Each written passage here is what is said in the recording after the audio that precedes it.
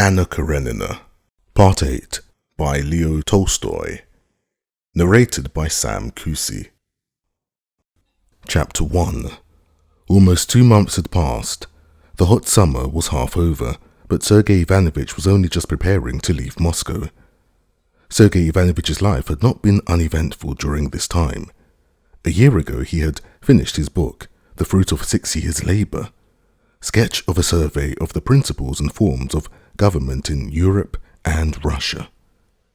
Several sections of this book and its introduction had appeared in periodical publications, and other parts had been bred by Sergei Ivanovich to persons of his circle, so that the leading ideas of the work could not be completely novel to the public.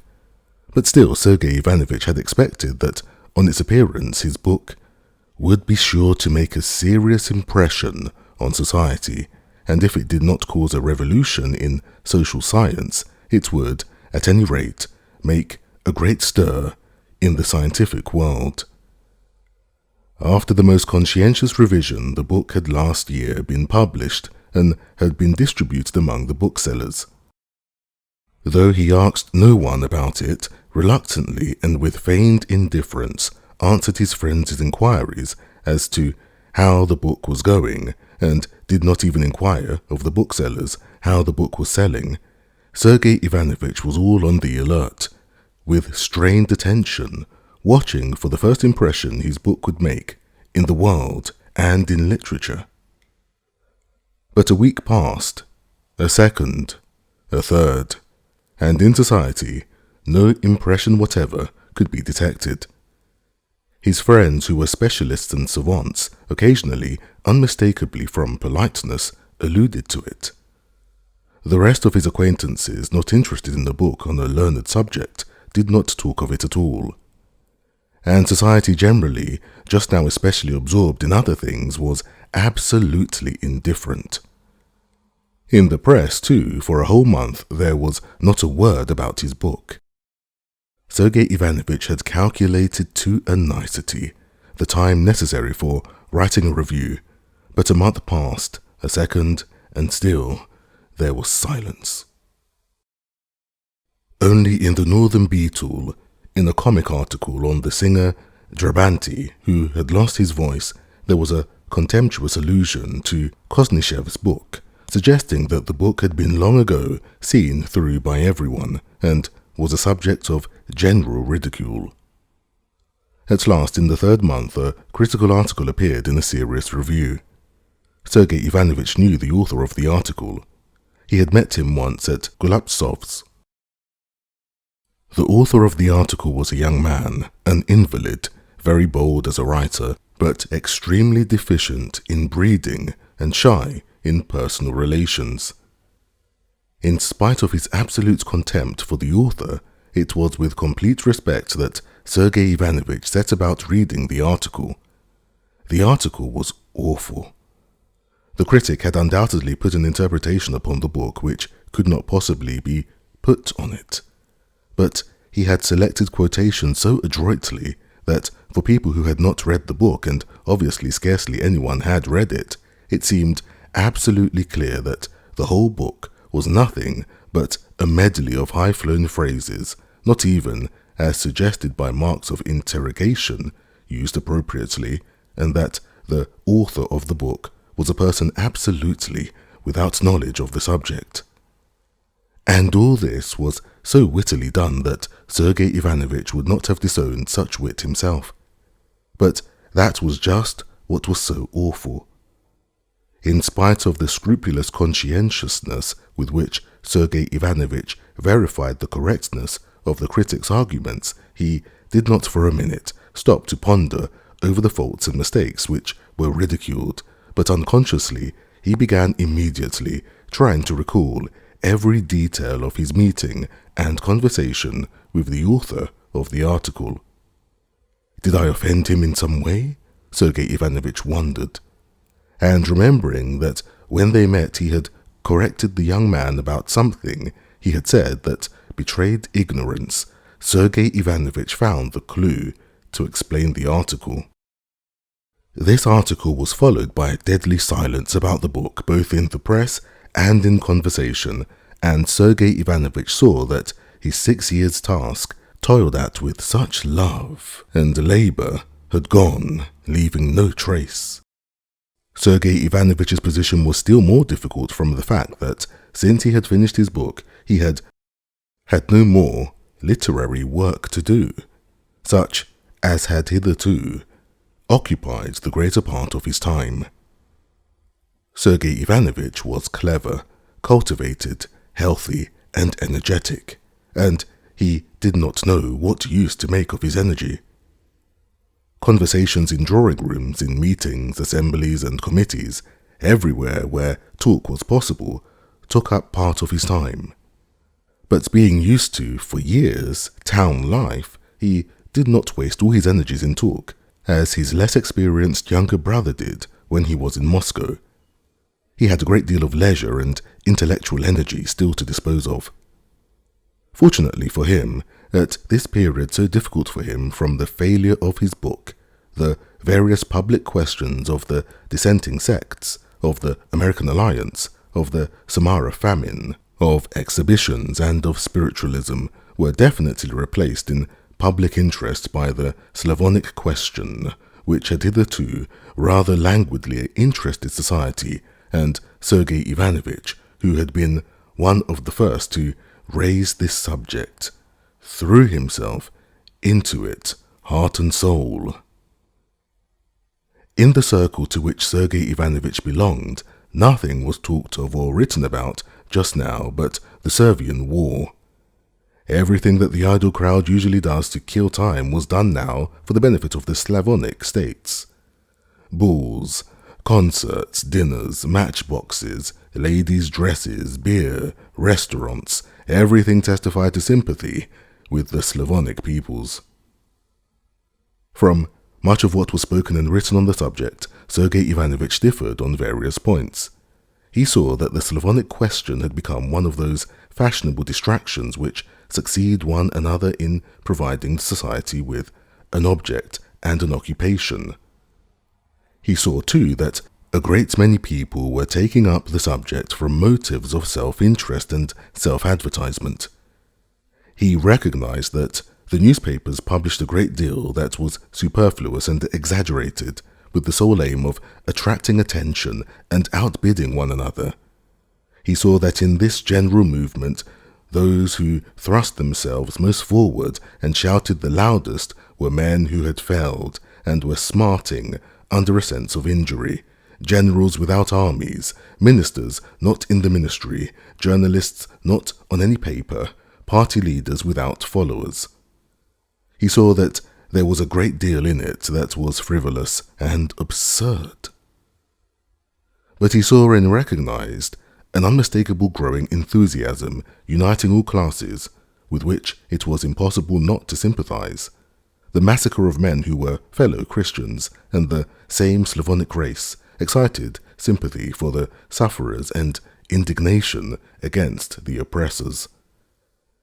And the heroism of the Serbians and Montenegrins struggling for a great cause begot in the whole people a longing to help their brothers, not in word, but in deed.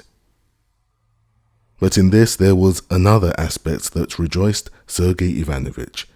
That was the manifestation of public opinion. The public had definitely expressed its desire. The soul of the people had, as Sergei Ivanovich said, found expression. And the more he worked in this cause, the more incontestable it seemed to him that it was a cause destined to assume vast dimensions, to create an epoch.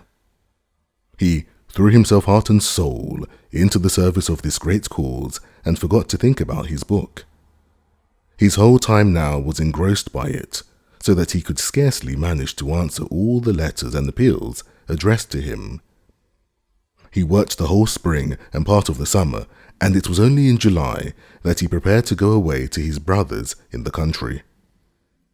He was going both to rest for a fortnight and in the very heart of the people, in the farthest wilds of the country, to enjoy the sights of that uplifting of the spirit of the people, of which, like all residents in the capital and big towns, he was fully persuaded. Katavasov had long been meaning to carry out his promise to stay with Levin, and so he was going with him. Chapter 2. Sergei Ivanovich and Katavasov had only just reached the station of the Kursk line, which was particularly busy and full of people that day, when, looking round for the groom who was following with their things, they saw a party of volunteers driving up in 4 cabs. Ladies met them with bouquets of flowers, and followed by the rushing crowd, they went into the station. One of the ladies who had met the volunteers came out of the hall and addressed Sergei Ivanovich. "You two come to see them off?" she asked in French. "No, I'm going away myself, Princess, to my brother's for a holiday." "Do you always see them off?" said Sergei Ivanovich with a hardly perceptible smile.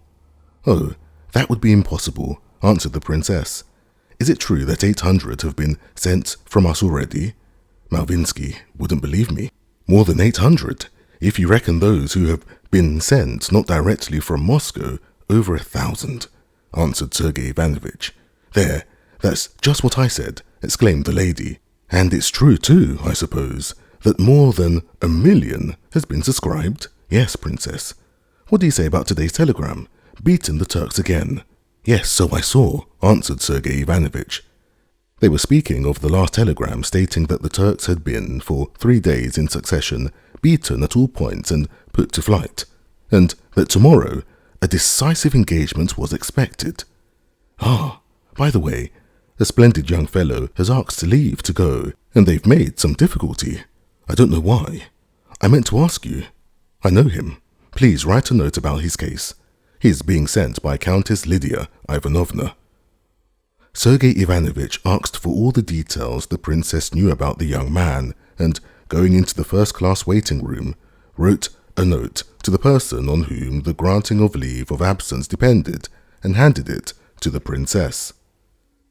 "You know Count Vronsky, the notorious one, is going by this train?"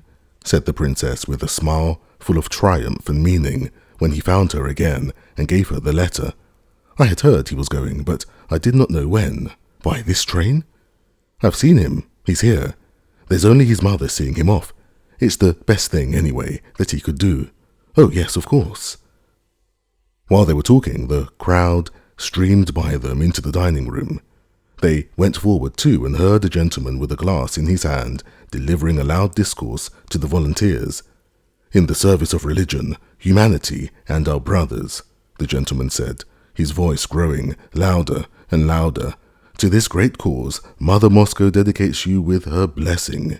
Jiva," he concluded, loudly and tearfully. Everyone shouted, "Jiva!" and a fresh crowd dashed into the hall, almost carrying the princess off her legs.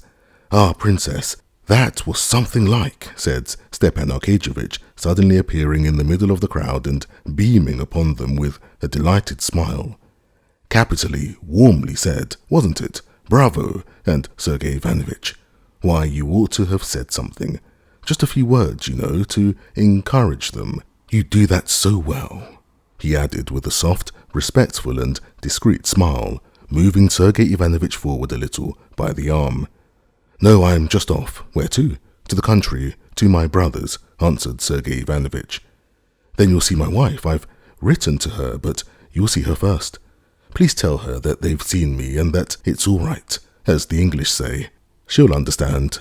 Oh, and be so good as to tell her I'm appointed secretary of the committee, but she'll understand. You know, les petites misères de la vie humaine," he said, as it were apologizing to the princess. "And Princess Myakaya, not Lisa, but Bibish, is sending 1,000 guns and 12 nurses.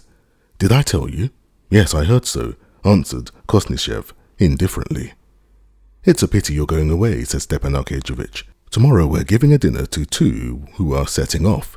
Dimir Bartnadsky from Petersburg and Al Veslovsky, Grisha. They're both going. Veslovsky only lately married. There's a fine fellow for you, eh, Princess?" He turned to the lady. The princess looked at Kostnishev without replying, but the fact that Sergei Ivanovich and the princess seemed anxious to get rid of him did not in the least disconcert Stepan Arkadyevitch. Smiling, he stared at the feather in the princess's hat and then about him, as though he were going to pick something up.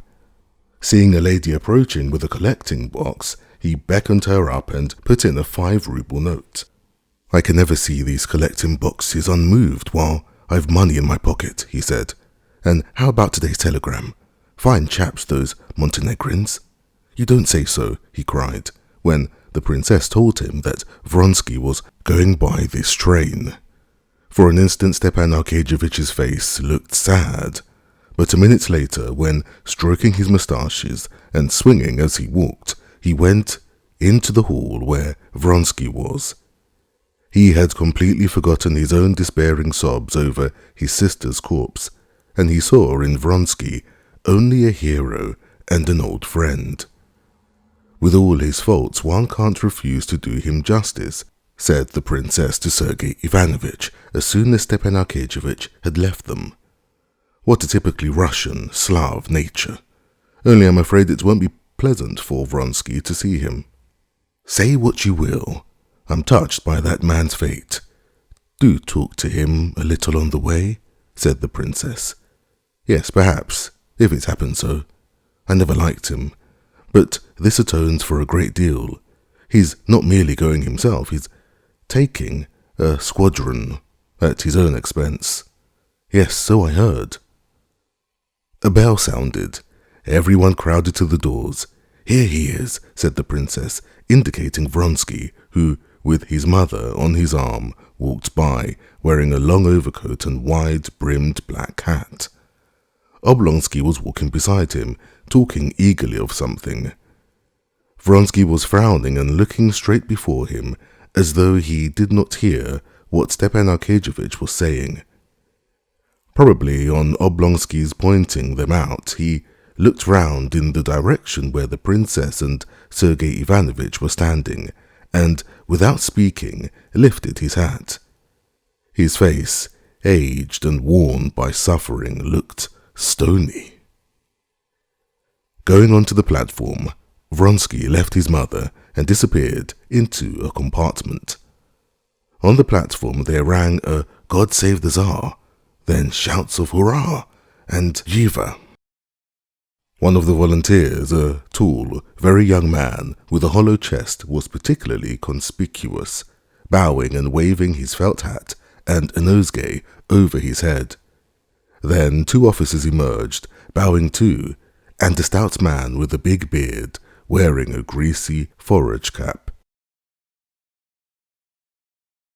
Chapter 3. Saying goodbye to the princess, Sergei Ivanovich was joined by Katavasov. Together they got into a carriage full to overflowing, and the train started. At Tsaritsino station, the train was met by a chorus of young men singing "Hail to Thee." Again the volunteers bowed and poked their heads out, but Sergei Ivanovich paid no attention to them. He had had so much to do with the volunteers that the type was familiar to him and did not interest him. Katavasov, whose scientific work had prevented his having a chance of observing them hitherto, was very much interested in them and questioned Sergei Ivanovich. Sergei Ivanovich advised him to go into the second class and talk to them himself. At the next station, Katavasov acted on this suggestion. At the first stop, he moved into the second class and made the acquaintance of the volunteers. They were sitting in the corner of the carriage, talking loudly and obviously aware that the attention of the passengers and Katavasov, as he got in, was concentrated upon them. More loudly than all talked the tall, hollow-chested young man. He was unmistakably tipsy and was relating some story that had occurred at his school. Facing him sat a middle-aged officer in the Austrian military jacket of the guard's uniform. He was listening with a smile to the hollow-chested youth and occasionally pulling him up. The third, in an artillery uniform, was sitting on a box beside them. The fourth was asleep. Entering into conversation with the youth, Katavasov learned that he was a wealthy Moscow merchant who had run through a large fortune before he was 22. Katavasov did not like him because he was unmanly and effeminate and sickly. He was obviously convinced, especially now after drinking, that he was performing a heroic action, and he bragged of it in the most unpleasant way. The second, the retired officer, made an unpleasant impression too upon Katavasov. He was, I seemed, a man who had tried everything. He had been on a railway, had been a land steward, and had started factories, and he talked quite without necessity of all he had done, and used learned expressions quite inappropriately. The third, the artilleryman, on the contrary, struck Katavasov very favourably. He was a quiet, modest fellow, unmistakably impressed by the knowledge of the officer and the heroic self-sacrifice of the merchant, and saying nothing about himself. When Katavasov asked him what had impelled him to go to Servia, he answered modestly, "Oh, well, everyone's going. The Servians want help too. I'm sorry for them." "Yes, you artillerymen especially are scarce there," said Katavasov. "Oh, I wasn't long in the artillery. Maybe they'll put me into the infantry or the cavalry." "Into the infantry when they need artillery more than anything?" said Katavasov, fancying from the artilleryman's apparent age that he must have reached a fairly high grade. "I wasn't long in the artillery. I'm a cadet retired," he said, and he began to explain how he had failed in his examination. All of this together made a disagreeable impression on Katavasov, and when the volunteers got out at a station for a drink, Katavasov would have liked to compare his unfavourable impression in conversation with someone. There was an old man in the carriage, wearing a military overcoat, who had been listening all the while to Katavasov's conversation with the volunteers. When they were left alone, Katavasov addressed him. "What different positions they come from, all those fellows who are going off there," Katavasov said vaguely, not wishing to express his own opinion, and at the same time anxious to find out the old man's views. The old man was an officer who had served on 2 campaigns. He knew what makes a soldier, and judging by the appearance and the talk of those persons, by the swagger with which they had recourse to the bottle on the journey, he considered them poor soldiers.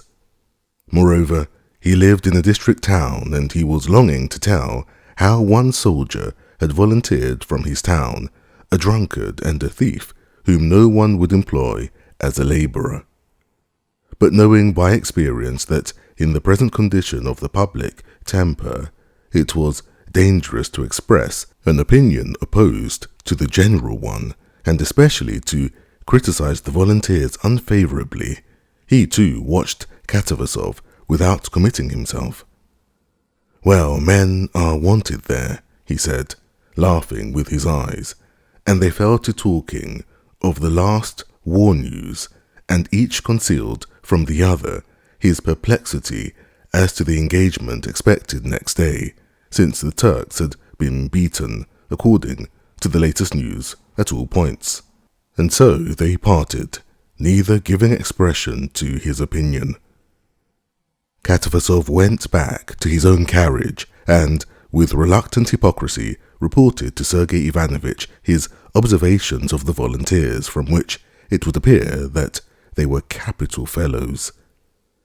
At a big station at a town, the volunteers were again greeted with shouts and singing. Again, men and women with collecting boxes appeared, and provincial ladies brought bouquets to the volunteers and followed them into the refreshment room. But all this was on a much smaller and feebler scale than in Moscow. Chapter 4. While the train was stopping at the provincial town, Sergei Ivanovich did not go to the refreshment room, but walked up and down the platform. The first time he passed Vronsky's compartment, he noticed that the curtain was drawn over the window, but as he passed it the second time, he saw the old countess at the window. She beckoned to Koznishev. "I'm going, you see, taking him as far as Kursk," she said. "Yes, so I heard," said Sergei Ivanovich, standing at her window and peeping in. "What noble act on his part," he added, noticing that Vronsky was not in the compartment. Yes, after his misfortune, what was there for him to do? "What a terrible thing it was," said Sergei Ivanovich. "Ah, what I have been through, but do get in." "Ah, what I've been through," she repeated, when Sergei Ivanovich had got in and sat down beside her. "You can't conceive it. For 6 weeks he did not speak to anyone, and would not touch food except when I implored him, and not for 1 minute could we leave him alone. We took away everything he could have used against himself. We lived on the ground floor, but there was no reckoning on anything. You know, of course, that he had shot himself once already, on her account," she said, and the old lady's eyelashes twitched at the recollection. Yes, hers was the fitting end for such a woman. Even the death she chose was low and vulgar. "It's not for us to judge, Countess," said Sergei Ivanovich, "but I can understand that it has been very hard for you." "Ah, don't speak of it. I was staying on my estate, and he with me. A note was brought him. He wrote an answer and sent it off. We hadn't an idea that she was close by at the station. In the evening, I had only just gone to my room when my Mary told me a lady had thrown herself under the train. Something seemed to strike me at once. I knew it was she. The first thing I said was, he was not to be told, but they'd told him already. His coachman was there and saw it all. When I ran into his room, he was beside himself. It was fearful to see him. He didn't say a word, but galloped off there. I don't know to this day what happened there, but he was brought back at death's door. I shouldn't have known him. Prostration complete, the doctor said, and that was followed almost by madness. "Oh, why talk of it?" said the Countess, with a wave of her hand. "It was an awful time. No, say what you will, she was a bad woman. Why, what is the meaning of such desperate passions? It was all to show herself something out of the way. Well, and that she did do. She brought herself to ruin and 2 good men, her husband and my unhappy son." "And what did her husband do?" asked Sergei Ivanovich. "He has taken her daughter. Alexei was ready to agree to anything at first. Now it worries him terribly that he should have given his own child away to another man, but he can't take back his word. Karenin came to the funeral, but we tried to prevent his meeting Alexei. For him, for her husband, it was easier anyway. She had set him free. But my poor son was utterly given up to her. He had thrown up everything, his career, me, and even then she had no mercy on him. But of set purpose she made his ruin complete. No, say what you will, her very death was the death of a vile woman of no religious feeling. God forgive me, but I can't help hating the memory of her when I look at my son's misery. But how is he now? It was a blessing from Providence for us, this Serbian war. I'm old, and I don't understand the rights and wrongs of it, but it's come as a providential blessing to him. Of course, for me, as his mother, it's terrible, and what's worse, they say, it's not very well seen in Petersburg. But it can't be helped. It was the one thing that could rouse him.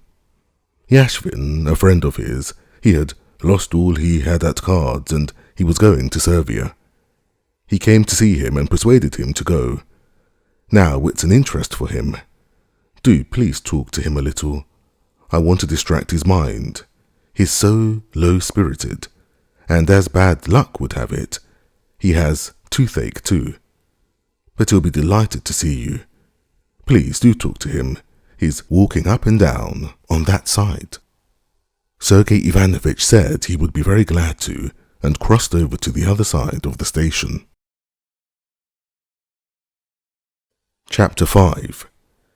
In the slanting evening shadows cast by the baggage piled up on the platform, Vronsky, in his long overcoat and slouch hat, with his hands in his pockets, strode up and down like a wild beast in a cage, turning sharply after 20 paces. Sergei Ivanovich fancied as he approached him that Vronsky saw him but was pretending not to see. This did not affect Sergei Ivanovich in the slightest. He was above all personal considerations with Vronsky. At that moment, Sergei Ivanovich looked upon Vronsky as a man taking an important part in a great cause, and Kosnichev thought it his duty to encourage him and express his approval. He went up to him. Vronsky stood still, looked intently at him, recognized him, and, going a few steps forward to meet him, shook hands with him very warmly. "Possibly you didn't wish to see me," said Sergei Ivanovich, "but couldn't I be of use to you? There's no one I should less dislike seeing than you," said Vronsky. "Excuse me, and there's nothing in life for me to like." "I quite understand, and I merely meant to offer you my services," said Sergei Ivanovich, scanning Vronsky's face, full of unmistakable suffering. "Wouldn't it be of use to you to have a letter to Ristich, to Milan?" "Oh, no," Vronsky said, seeming to understand him with difficulty. "If you don't mind, let's walk on. It's so stuffy among the carriages." "A letter?" "No, thank you. To meet death, one needs no letters of introduction." "Nor for the Turks," he said, with a smile that was merely of the lips. His eyes still kept their look of angry suffering. "Yes, but you might find it easier to get into relations which are, after all, essential with anyone prepared to see you. But that's as you like. I was very glad to hear of your intention.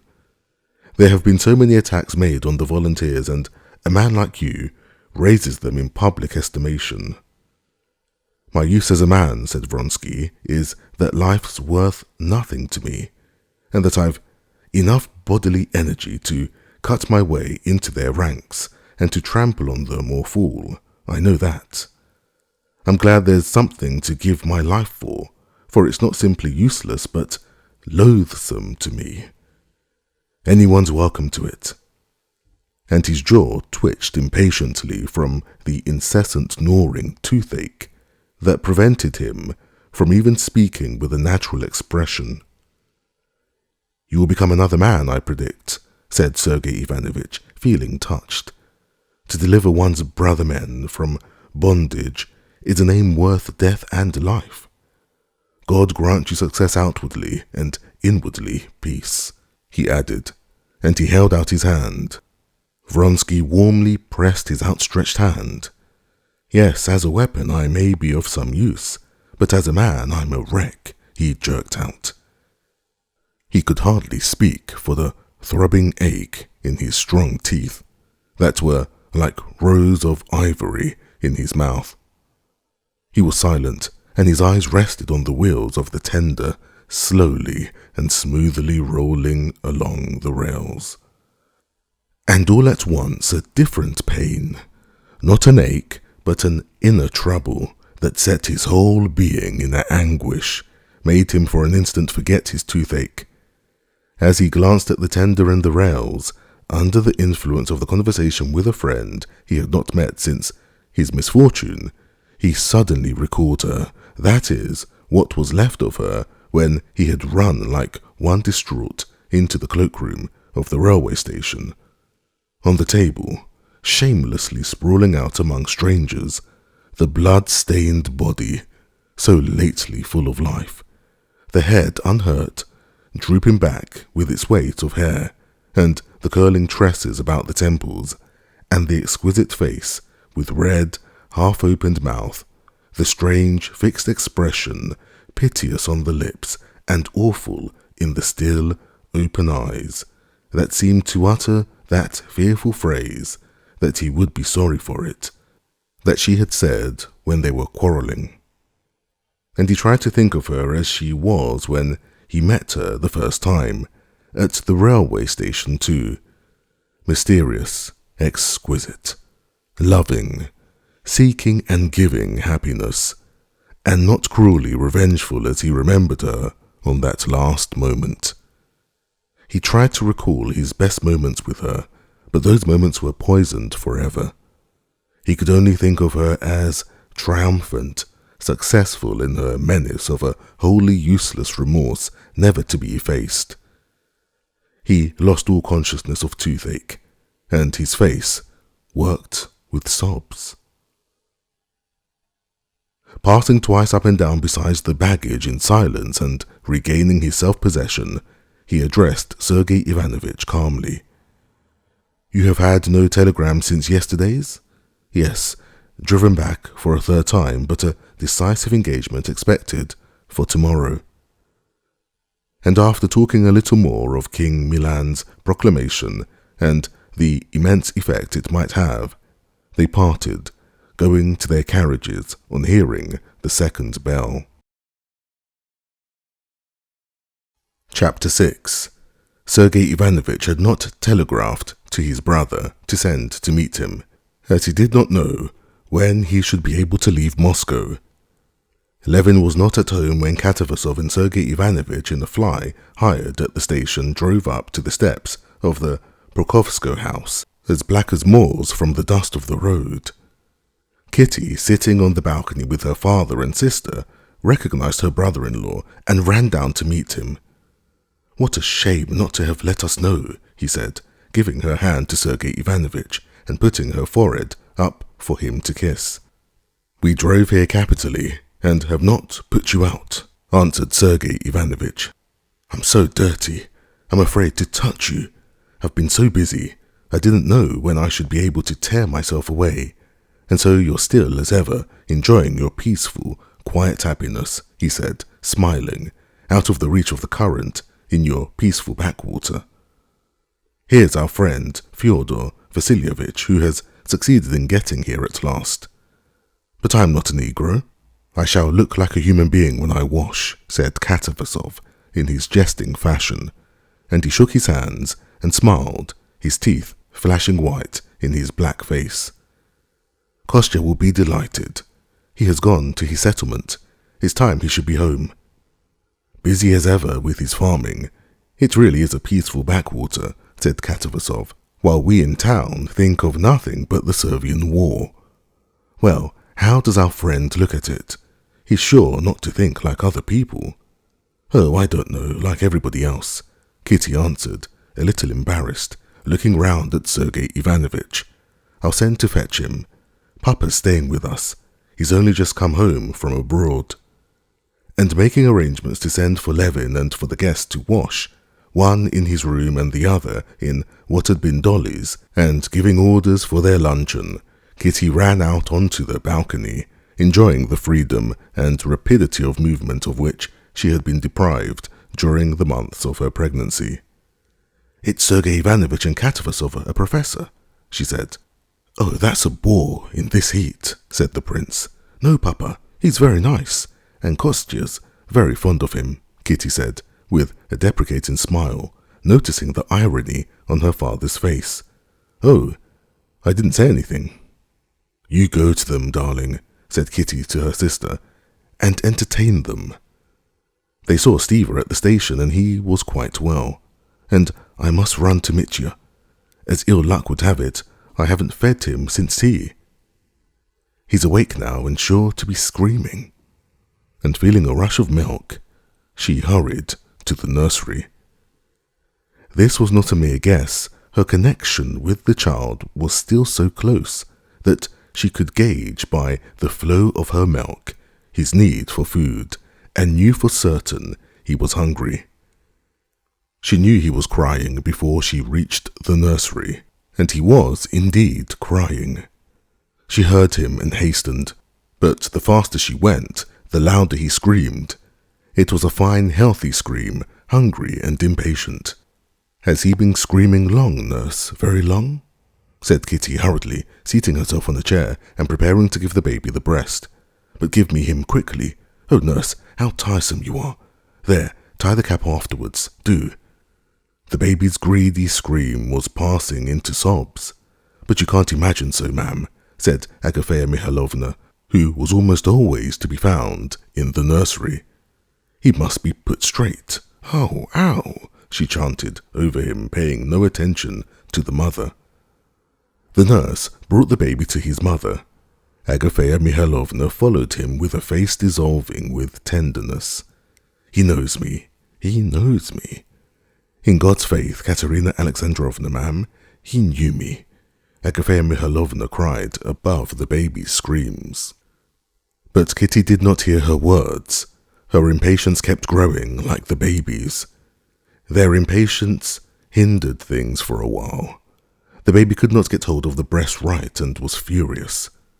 At last, after despairing, breathless screaming, and vain sucking, things went right, and mother and child felt simultaneously soothed, and both subsided into calm. "But poor darling, he's all in perspiration," said Kitty in a whisper, touching the baby. "What makes you think he knows you?" she added, with a sidelong glance at the baby's eyes that peered roguishly, as she fancied, from under his cap, at his rhythmically puffing cheeks, and the little red-palmed hand he was waving. "Impossible. If he knew anyone, he would have known me," said Kitty, in response to Agafea Mikhailovna's statement, and she smiled.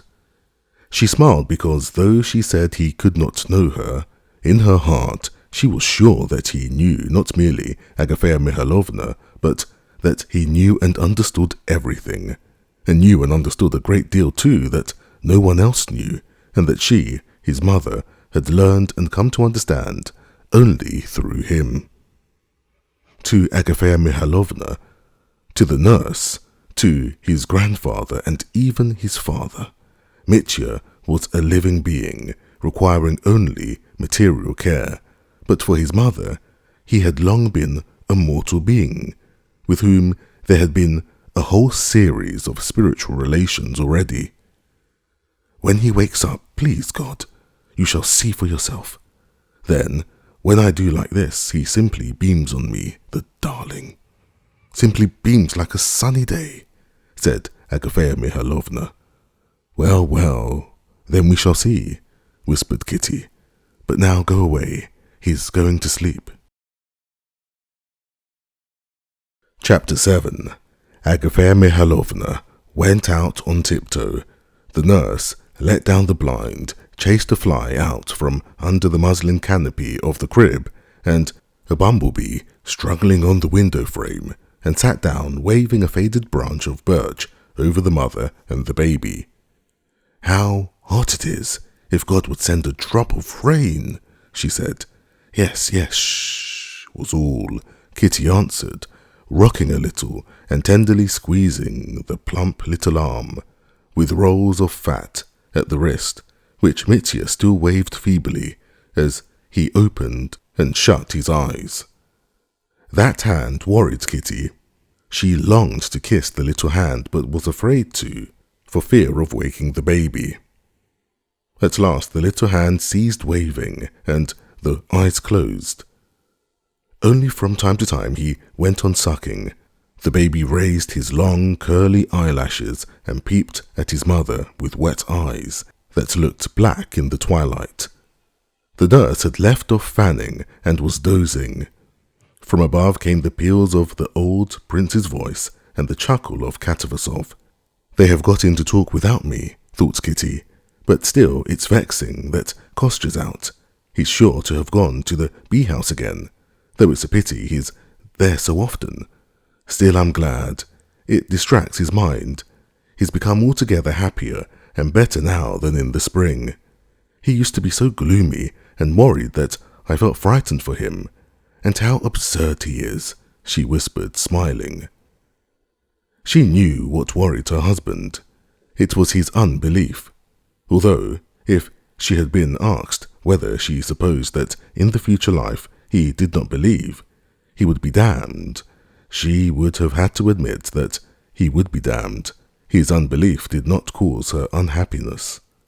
And she, confessing that for an unbeliever there can be no salvation, and loving her husband's soul more than anything in the world, thought with a smile of his unbelief and told herself that he was absurd. What does he keep reading philosophy of some sort for all this year? She wondered. If it's all written in those books, he can understand them. If it's all wrong, why does he read them? He says himself that he would like to believe. Then why is it he doesn't believe? Surely from his thinking so much? And he thinks so much from being solitary. He's always alone. Alone. He can't talk about it all to us. I fancy he'll be glad of these visitors, especially Katavasov. He likes discussions with them, she thought, and passed instantly to the consideration of where it would be more convenient to put Katavasov to sleep alone or to share Sergei Ivanovich's room. And then an idea suddenly struck her, which made her shudder and even disturb Mitya, who glanced severely at her. I do believe the laundress hasn't sent the washing yet, and all the best sheets are in use. If I don't see to it, Agafea Mihailovna will give Sergei Ivanovich the wrong sheets. And at the very idea of this, the blood rushed to Kitty's face. Yes, I will arrange it, she decided, and going back to her former thoughts, she remembered that some spiritual question of importance had been interrupted, and she began to recall what? Yes, Kostya, an unbeliever, she thought again with a smile. Well, an unbeliever then. Better let him always be one than like Madame Stahl, or what I tried to be in those days abroad. No, he won't ever sham anything. And a recent instance of his goodness rose vividly to her mind. A fortnight ago, a penitent letter had come from Stepan Arkadyevich to Dolly. He besought her to save his honor, to sell her estate to pay his debts. Dolly was in despair. She detested her husband, despised him, pitied him, resolved on a separation, resolved to refuse, but ended by agreeing to sell her part of the property. After that, with an irrepressible smile of tenderness, Kitty recalled her husband's shame-faced embarrassment, his repeated awkward efforts to approach the subject, and how at last, having thought of the one means of helping Dolly without wounding her pride, he had suggested to Kitty what had not occurred to her before, that she should give up her share of the property. He, an unbeliever indeed, with his heart, his dread of offending anyone, even a child.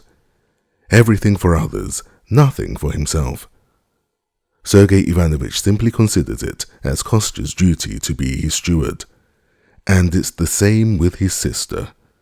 Now Dolly and her children are under his guardianship, all these peasants who come to him every day, as though he were bound to be at their service.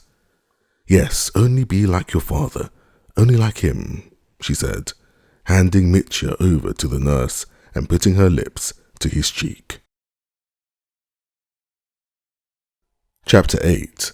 Ever since, by his beloved brother's deathbed, Levin had first glanced into the questions of life and death in the light of these new convictions, as he called them, which had during the period from his 20th to his 34th year imperceptibly replaced his childish and youthful beliefs. He had been stricken with horror, not so much of death as of life, without any knowledge of whence and why and how and what it was. The physical organization, its decay, the indestructibility of matter, the law of the conservation of energy, evolution, were the words which usurped the place of his old belief. These words and the ideas associated with them were very well for intellectual purposes, but for life they yielded nothing, and Levin felt suddenly like a man who has changed his warm fur cloak for a muslin garment, and going for the first time into the frost, is immediately convinced, not by reason but by his whole nature, that he is as good as naked, and that he must infallibly perish miserably. From that moment, though he did not distinctly face it, and still went on living as before, Levin had never lost this sense of terror, of his lack of knowledge. He vaguely felt, too, that what he called his new convictions were not merely lack of knowledge, but that they were part of a whole order of ideas in which no knowledge of what he needed was possible. At first, marriage, with the new joys and duties bound up with it, had completely crowded out these thoughts, but of late, while he was staying in Moscow, after his wife's confinement with nothing to do, the question that clamoured for solution had more and more often, more and more insistently, haunted Levin's mind. The question was summed up for him thus: if I do not accept the answers Christianity gives to the problems of my life, what answers do I accept? And in the whole arsenal of his convictions, so far from finding any satisfactory answers, he was utterly unable to find anything at all like an answer. He was in the position of a man seeking food in toy shops and tool shops. Instinctively, unconsciously, with every book, with every conversation, with every man he met, he was on the lookout for light on these questions and their solution. What puzzled and distracted him above everything was that the majority of men of his age and circle had, like him, exchanged their old beliefs for the same new convictions, and yet saw nothing to lament in this, and were perfectly satisfied and serene. So that, apart from the principal question, Levin was tortured by other questions too. Were these people sincere?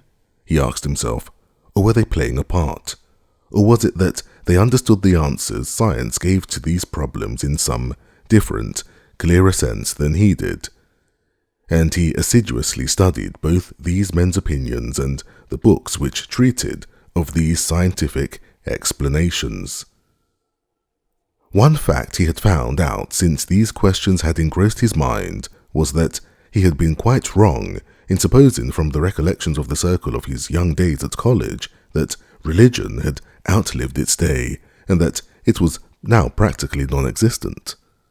All the people nearest to him, who were good in their lives, were believers. The old prince, the Vov, whom he liked so much, and Sergei Ivanovich, and all the women believed, and his wife believed as simply as he had believed in his earliest childhood, and 99/100ths of the Russian people, all the working people for whose life he felt the deepest respect, believed. Another fact of which he became convinced after reading many scientific books was that the men who shared his views had no other construction to put on them, and that they gave no explanation of the questions which he felt he could not live without answering, but simply ignored their existence and attempted to explain other questions of no possible interest to him, such as the evolution of organisms, the materialistic theory of consciousness, and so forth. Moreover, during his wife's confinement, something had happened that seemed extraordinary to him. He, an unbeliever, had fallen into praying, and at the moment he prayed, he believed. But that moment had passed, and he could not make his state of mind at that moment fit into the rest of his life. He could not admit that at that moment he knew the truth, and that now he was wrong, for as soon as he began thinking calmly about it, it all fell to pieces. He could not admit that he was mistaken then, for his spiritual condition then was precious to him, and to admit that it was a proof of weakness would have been to desecrate these moments. He was miserably divided against himself, and strained all his spiritual forces to the utmost to escape from this condition. Chapter 9. These doubts fretted and harassed him, growing weaker or stronger from time to time, but never leaving him. He read and thought, and the more he read and the more he thought, the further he felt from the aim he was pursuing.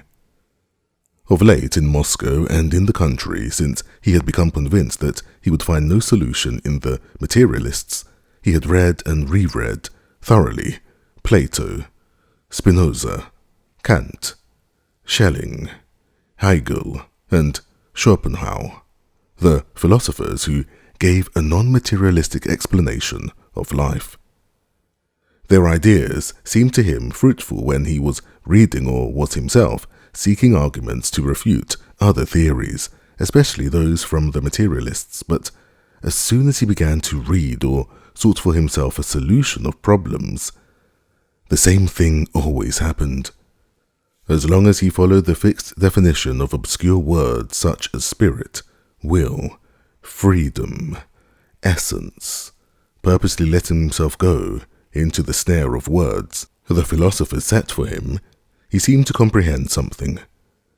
But he had only to forget the artificial train of reasoning and to turn from life itself to what had satisfied him while thinking in accordance with the fixed definitions, and all this artificial edifice fell to pieces at once like a house of cards, and it became clear that the edifice had been built up out of those transposed words, apart from anything in life more important than reason.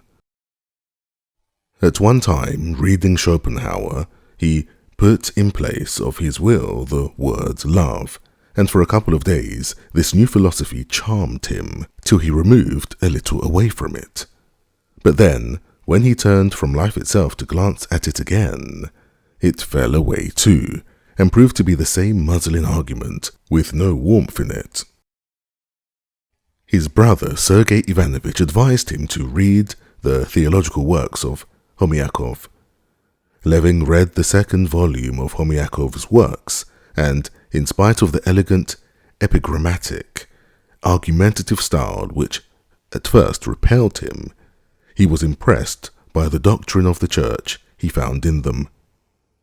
He was struck at first by the idea that the apprehension of divine truths had not been vouchsafed to man, but to a corporation of men bound together by love, to the Church.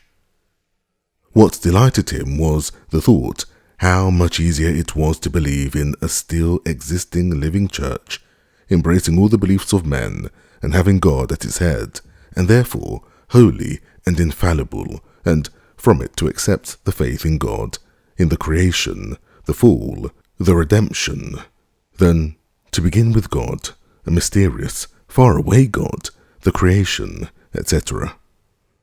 But afterwards, on reading a Catholic writer's history of the Church, and then a Greek Orthodox writer's history of the Church, and seeing that the two churches, in their very conception infallible, each deny the authority of the other, Homiakov's doctrine of the Church lost all its charm for him, and the edifice crumbled into dust, like the philosophers' edifices.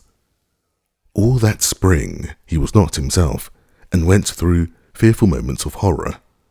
Without knowing what I am and why I am here, life's impossible, and that I can't know, and so I can't live, Levin said to himself.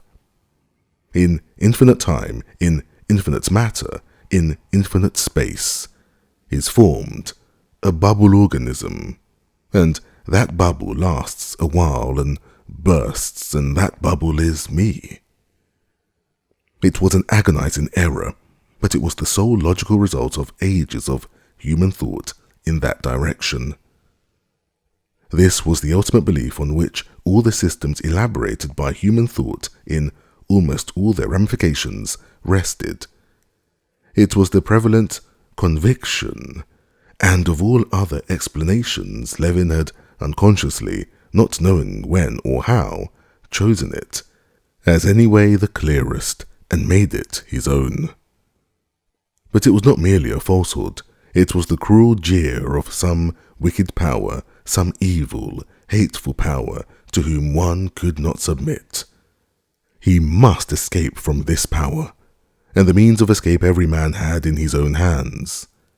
He had but to cut short this dependence on evil, and there was one means, death. And Levin, a happy father and husband, in perfect health, was several times so near suicide that he hid the cord that he might not be tempted to hang himself, and was afraid to go out with his gun for fear of shooting himself. But Levin did not shoot himself and did not hang himself. He went on living. Chapter 10. When Levin thought what he was and what he was living for, he could find no answer to the questions and was reduced to despair, but he left off questioning himself about it. It seemed as though he knew both what he was and for what he was living, for he acted and lived resolutely and without hesitation.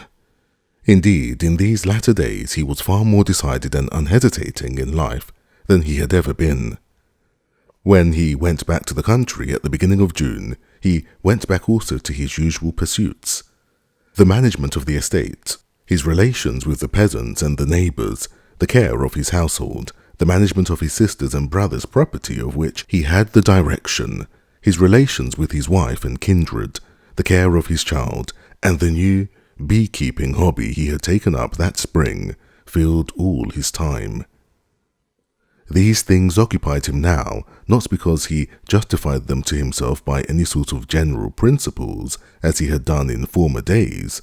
On the contrary, disappointed by the failure of his former efforts for the general welfare, and too much occupied with his own thought, and the mass of business with which he was burdened from all sides, he had completely given up thinking of the general good, and he busied himself with all this work simply because it seemed to him that he must do what he was doing, that he could not do otherwise.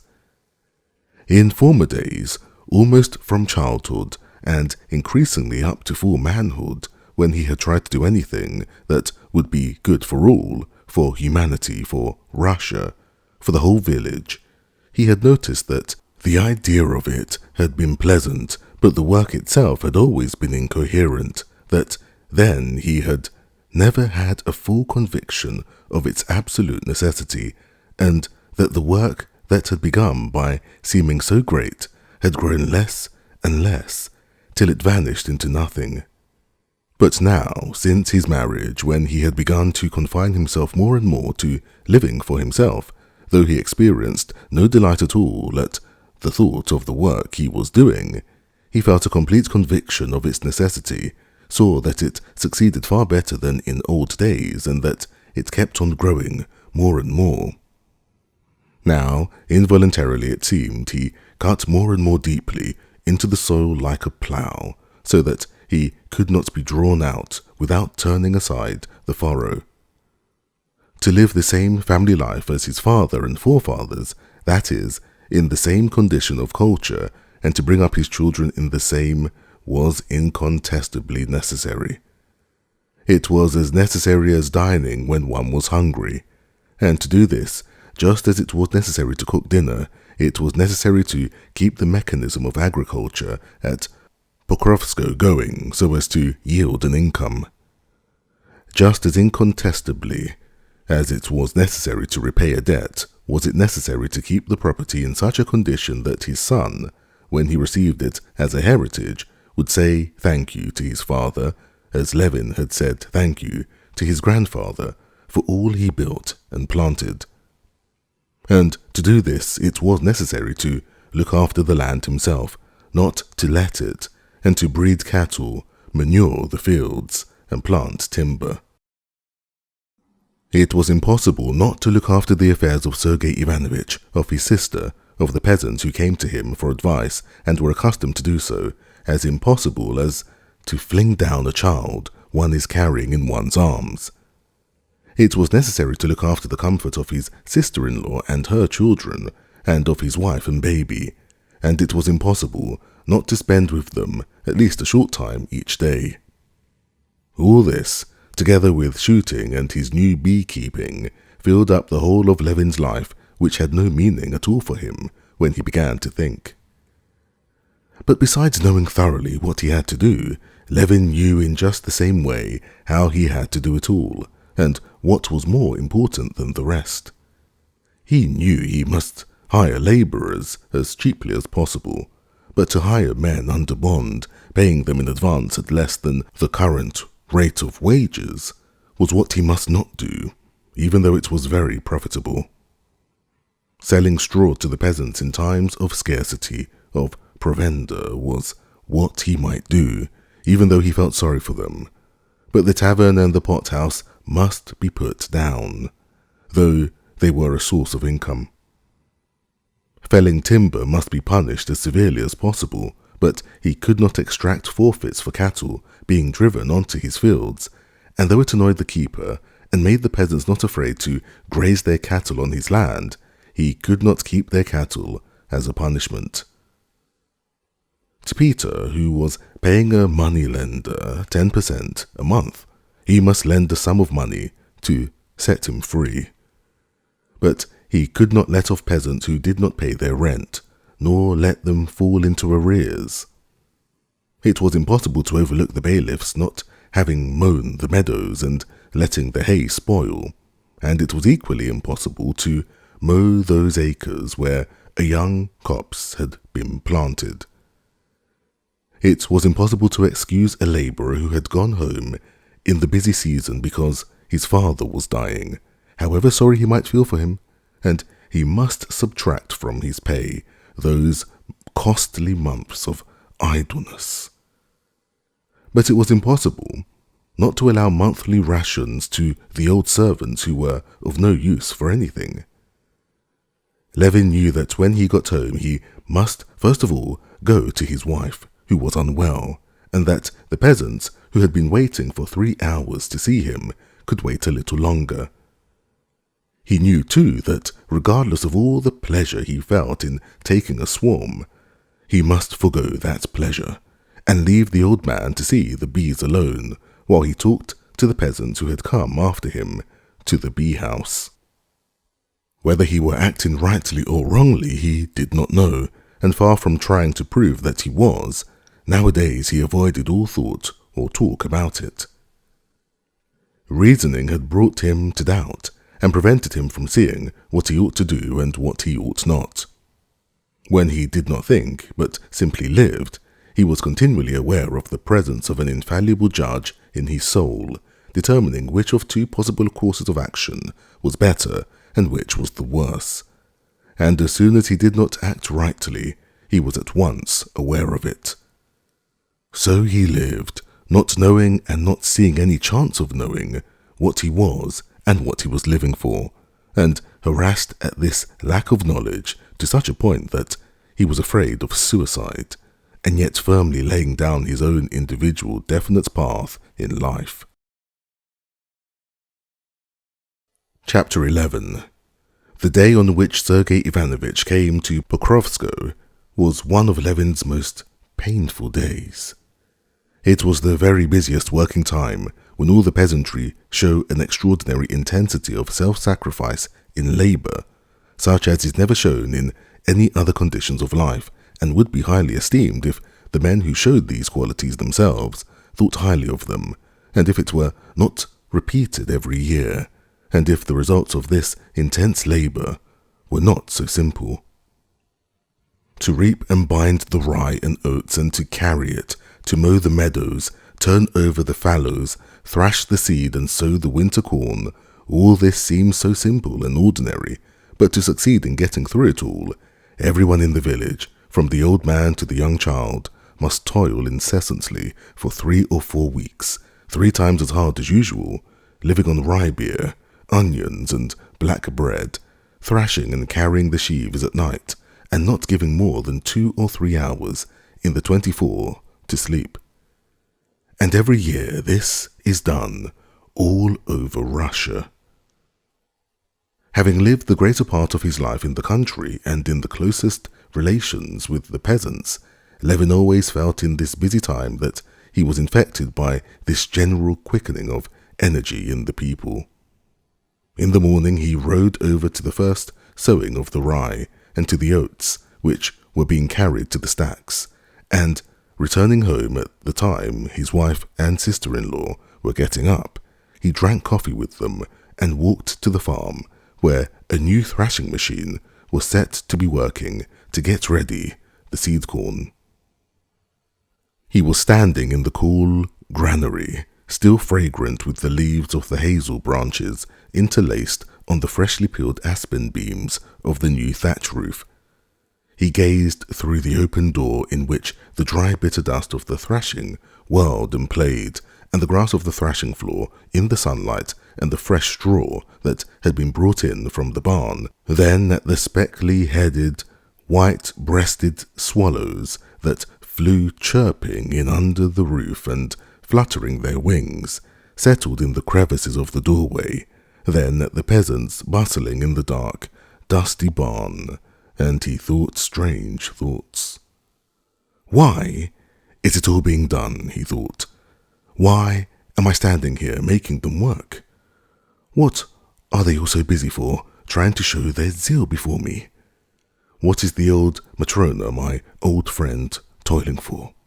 I doctored her when the beam fell on her in the fire, he thought, looking at a thin old woman who was raking up the grain, moving painfully with her bare, sun-blackened feet over the uneven, rough floor.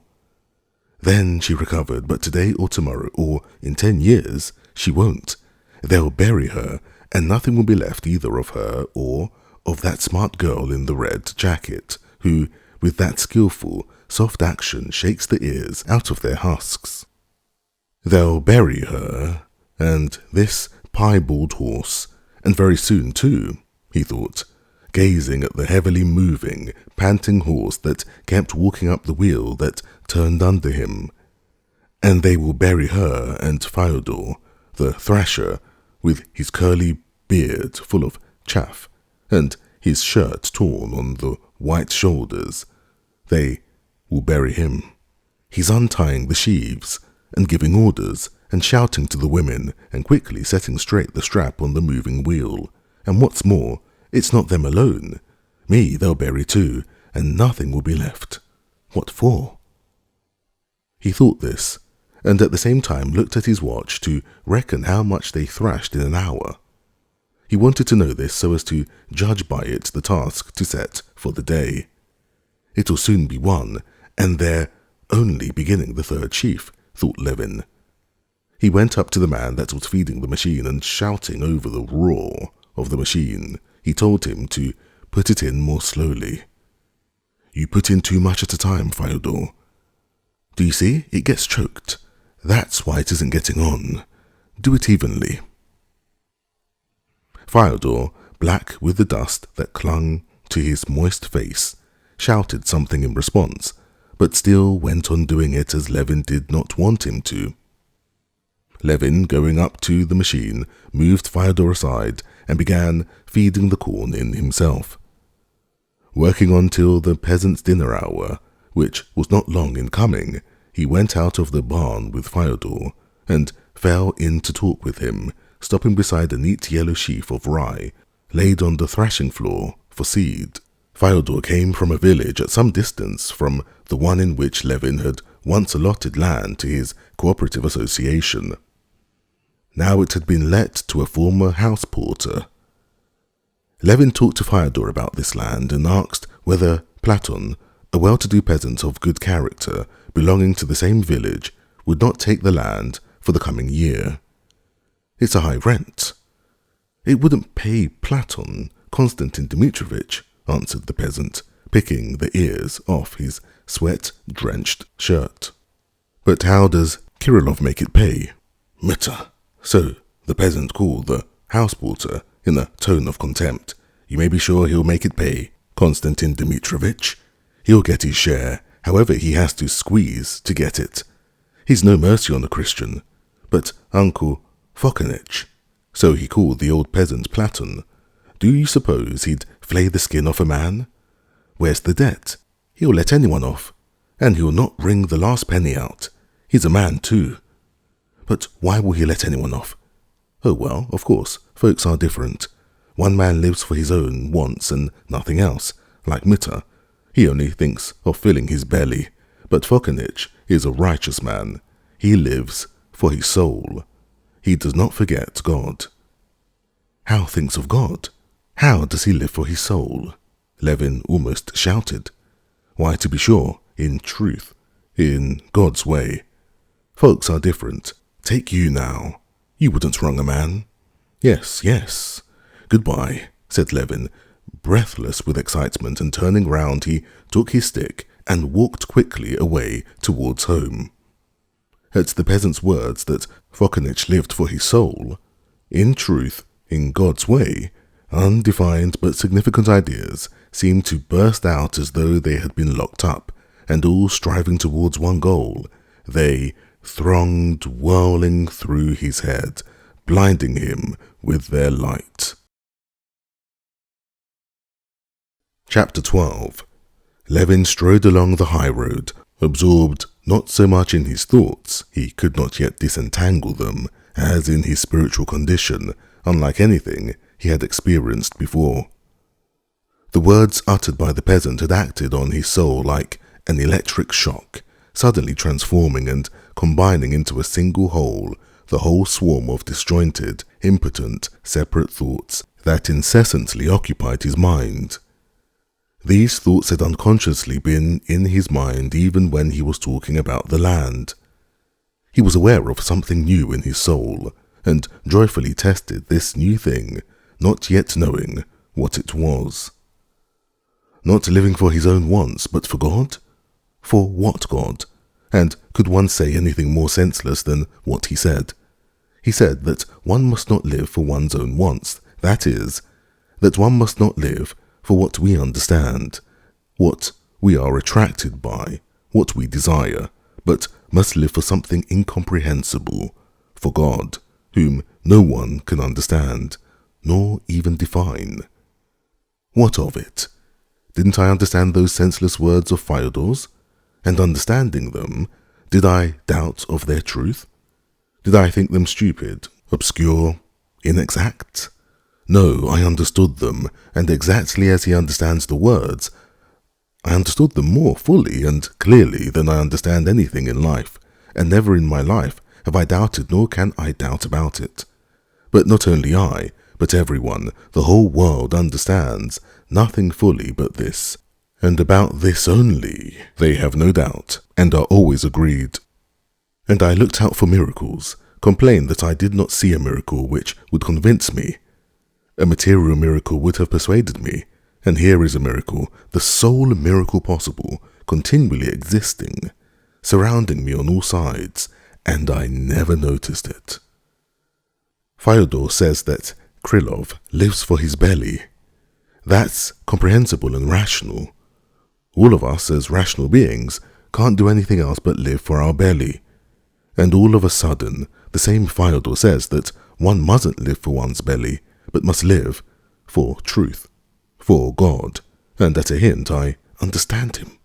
And I, and millions of men who lived ages ago and men living now, peasants, the poor in spirit and the learned, who have thought and written about, in their obscure words, saying the same thing. We are all agreed about this one thing, what we must live for and what is good. I and all men have only one firm, incontestable, clear knowledge, and that knowledge cannot be explained by the reason. It is outside it, and has no causes and can have no effects. If goodness has causes, it is not goodness. If it has effects, a reward, it is not goodness either. So, goodness is outside the chain of cause and effect. And yet I know it, and we all know it. What could be a greater miracle than that? Can I have found the solution of it all? Can my sufferings be over? Thought Levin, striding along the dusty road, not noticing the heat nor his weariness, and experiencing a sense of relief from prolonged suffering. This feeling was so delicious that it seemed to him incredible. He was breathless with emotion and incapable of going farther. He turned off the road into the forest and lay down in the shade of an aspen on the uncut grass. He took his hat off his hot head and lay propped on his elbow in the lush, feathery woodland grass. Yes, I must make it clear to myself and understand, he thought, looking intently at the untrampled grass before him, and following the movements of a green beetle advancing along the blade of couch grass and lifting up in its progress a leaf of goatweed. What have I discovered? He asked himself, bending aside the leaf of goatweed out of the beetle's way and twisting another blade of grass above for the beetle to cross over onto it. What is it that makes me glad? What have I discovered? I have discovered nothing. I have only found out what I knew. I understand the force that, in the past, gave me life, and now too gives me life. I have been set free from falsity. I have found the master. Of old I used to say that in my body, that in the body of this grass and of this beetle, there, she didn't care for the grass. She's opened her wings and flown away. There was going on a transformation of matter in accordance with physical, chemical, and physiological laws. And in all of us, as well as in the aspens and the clouds and the misty patches, there was a process of evolution. Evolution from what? Into what? Eternal evolution and struggle, as though there could be any sort of tendency and struggle in the eternal. And I was astonished that, in spite of the utmost effort of thought along that road, I could not discover the meaning of life, the meaning of my impulses and yearnings. Now I say that I know the meaning of my life, to live for God, for my soul. And this meaning, in spite of its clearness, is mysterious and marvelous. Such indeed is the meaning of everything existing, yes, pride. He said to himself, turning over on his stomach and beginning to tie a noose of blades of grass, trying not to break them. And not merely pride of intellect, but dullness of intellect, and most of all, the deceitfulness, yes, the deceitfulness of intellect. The cheating knavishness of intellect. That's it, he said to himself. And he briefly went through, mentally, the whole course of his ideas during the last 2 years, the beginning of which was the clear confronting of death at the sight of his dear brother, hopelessly ill. Then, for the first time, grasping that for every man, and himself too, there was nothing in store but suffering, death, and forgetfulness, he had made up his mind that life was impossible like that, and that he must either interpret life so that it would not present itself to him as the evil jest of some devil, or shoot himself. But he had not done either, but had gone on living, thinking and feeling, and had even at that very time married, and had had many joys, and had been happy, when he was not thinking of the meaning of his life. What did this mean? It meant that he had been living rightly, but thinking wrongly. He had lived, without being aware of it, on those spiritual truths that he had sucked in with his mother's milk. But he had thought not merely without recognition of these truths, but studiously ignoring them. Now it was clear to him that he could only live by virtue of the beliefs in which he had been brought up. What should I have been, and how should I have spent my life, if I had not had these beliefs, if I had not known that I must live for God and not for my own desires?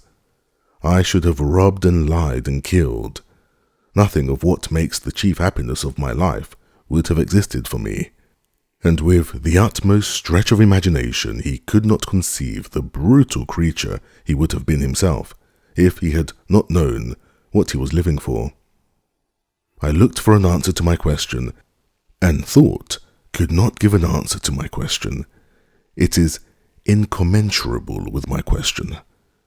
The answer has been given me by life itself, in my knowledge of what is right and what is wrong, and that knowledge I did not arrive at in any way. It was given to me, as to all men, given because I could not have got it from anywhere. Where could I have got it? By reason. Could I have arrived at knowing that I must love my neighbour and not oppress him? I was told that in my childhood, and I believed it gladly, for they told me what was already in my soul. But who discovered it? Not reason. Reason discovered the struggle for existence, and the law that requires us to oppress all who hinder the satisfaction of our desires. That is the deduction of reason, but loving one's neighbour, reason could never discover, because it's irrational. Chapter 13. And Levin remembered a scene he had lately witnessed between Dolly and her children. The children, left to themselves, had begun cooking raspberries over the candles and squirting milk into each other's mouths with a syringe. Their mother, catching them at these pranks, began reminding them in Levin's presence of the trouble their mischief gave to the grown-up people, and that this trouble was all for their sake, and that if they smashed the cups they would have nothing to drink their tea out of, and that if they wasted the milk they would have nothing to eat and die of hunger.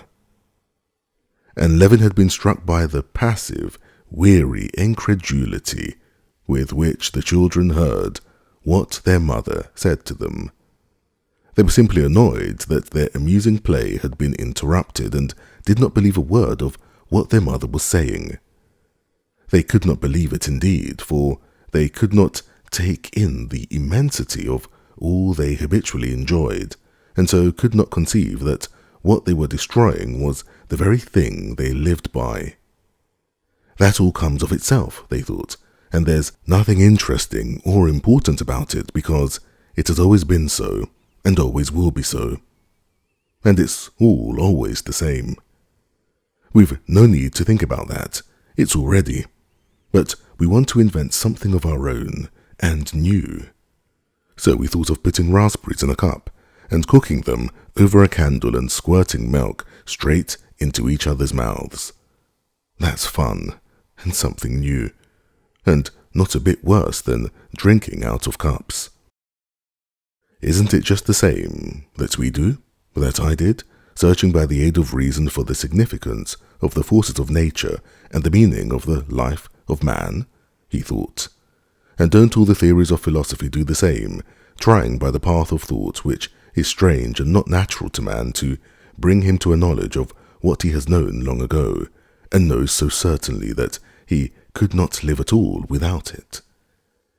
Isn't it distinctly to be seen in the development of each philosopher's theory that he knows what is the chief significance of life beforehand, just as positively as the peasant Fyodor, and not a bit more clearly than he, and is simply trying by a dubious intellectual path to come back to what everyone knows? Now then, leave the children to themselves to get things alone and make their crockery, get the milk from the cows and so on. Would they be naughty then? Why, they die of hunger. Well then, leave us with our passions and thoughts, without any idea of the one God, of the Creator, or without any idea of what is right, without any idea of moral evil. Just try and build up anything without those ideas. We only try to destroy them, because we're spiritually provided for, exactly like the children. Whence have I that joyful knowledge shared with the peasant that alone gives peace to my soul? Whence did I get it?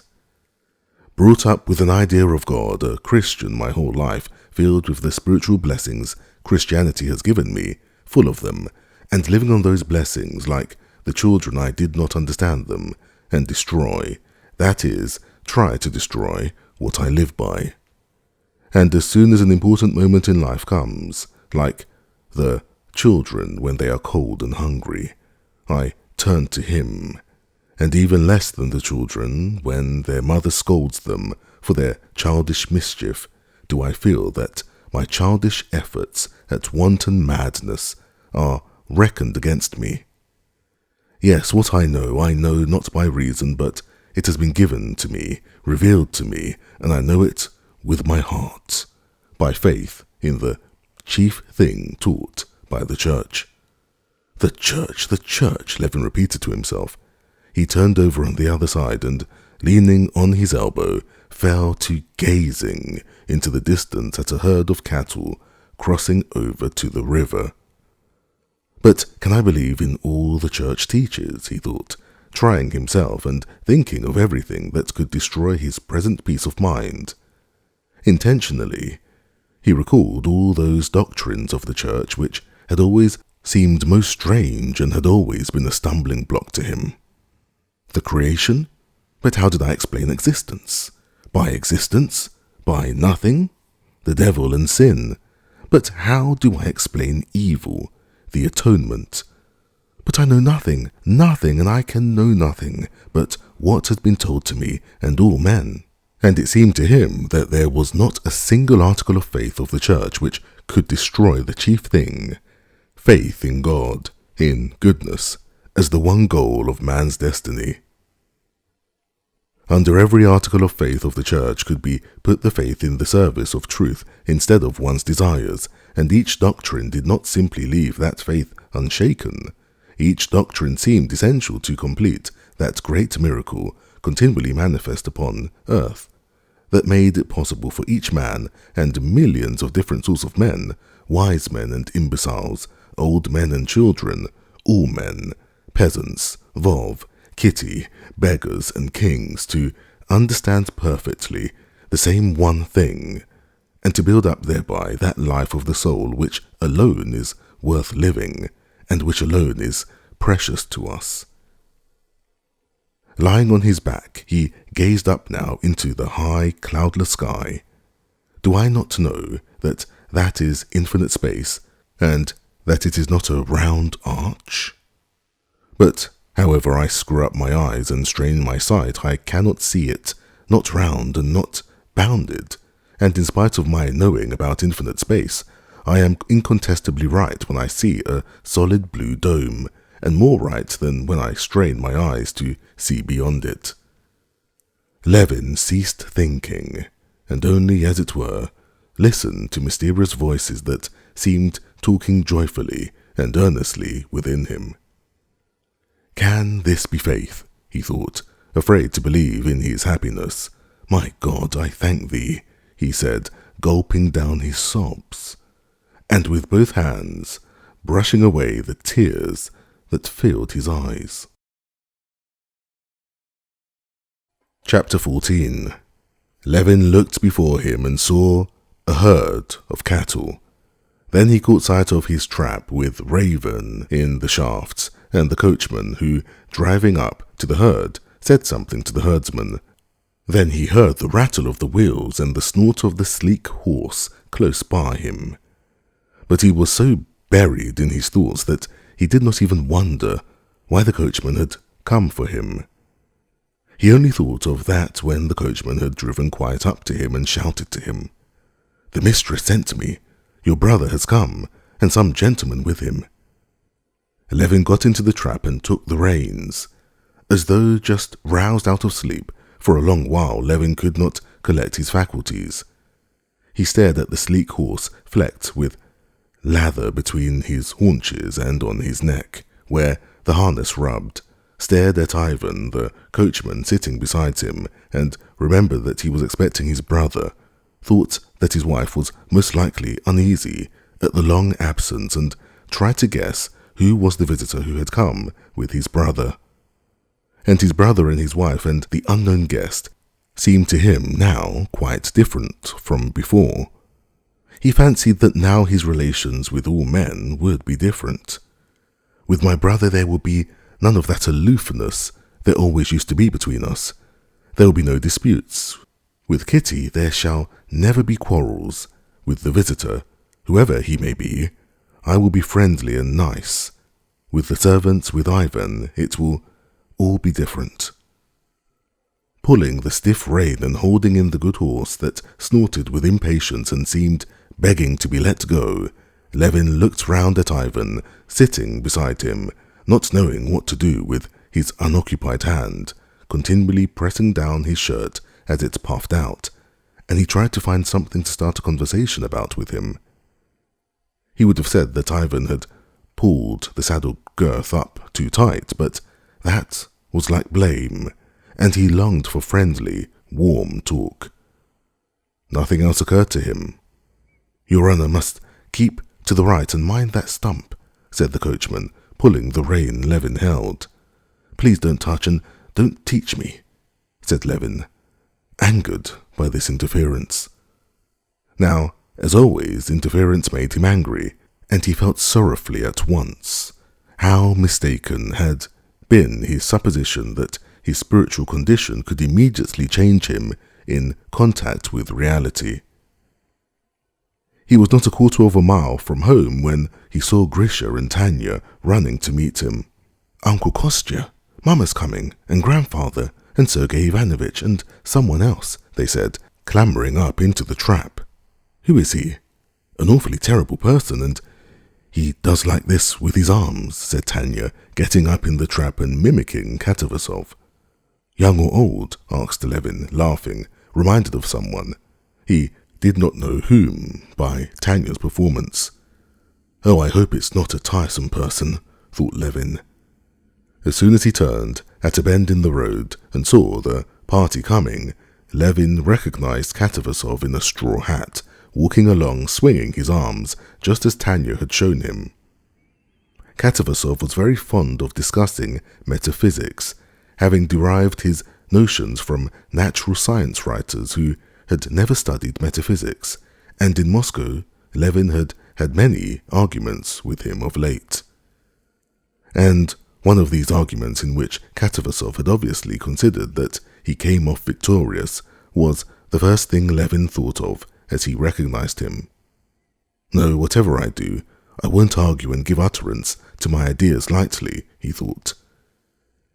Getting out of the trap and greeting his brother and Katavasov, Levin asked about his wife. "She has taken Mitya and Kolok, a copse near the house." "She meant to have him out there because it's so hot indoors," said Dolly. Levin had always advised his wife not to take the baby to the wood, thinking it unsafe, and he was not pleased to hear this. "She rushes about from place to place with him," said the prince, smiling. "I advised her to try putting him in the ice cellar." "She meant to come to the bee house. She thought you would be there." "We are going there," said Dolly. "Well, and what are you doing?" said Sergei Ivanovich, falling back from the rest and walking beside him. "Oh, nothing special. Busy as usual with the land," answered Levin. "Well, and what about you? Come for long?" "We have been expecting you for such a long time." "Only for a fortnight. I have a great deal to do in Moscow." At these words, the brothers' eyes met, and Levin, in spite of the desire he always had, stronger than ever just now, to be on affectionate and still more open terms with his brother, felt an awkwardness in looking at him. He dropped his eyes and did not know what to say. Casting over the subjects of conversation that would be pleasant to Sergei Ivanovich and would keep him off the subject of the Serbian war and the Slavonic question, at which he had hinted by the allusion to what he had to do in Moscow, Levin began to talk of Sergei Ivanovich's book. "Well, have there been reviews of your book?" he asked.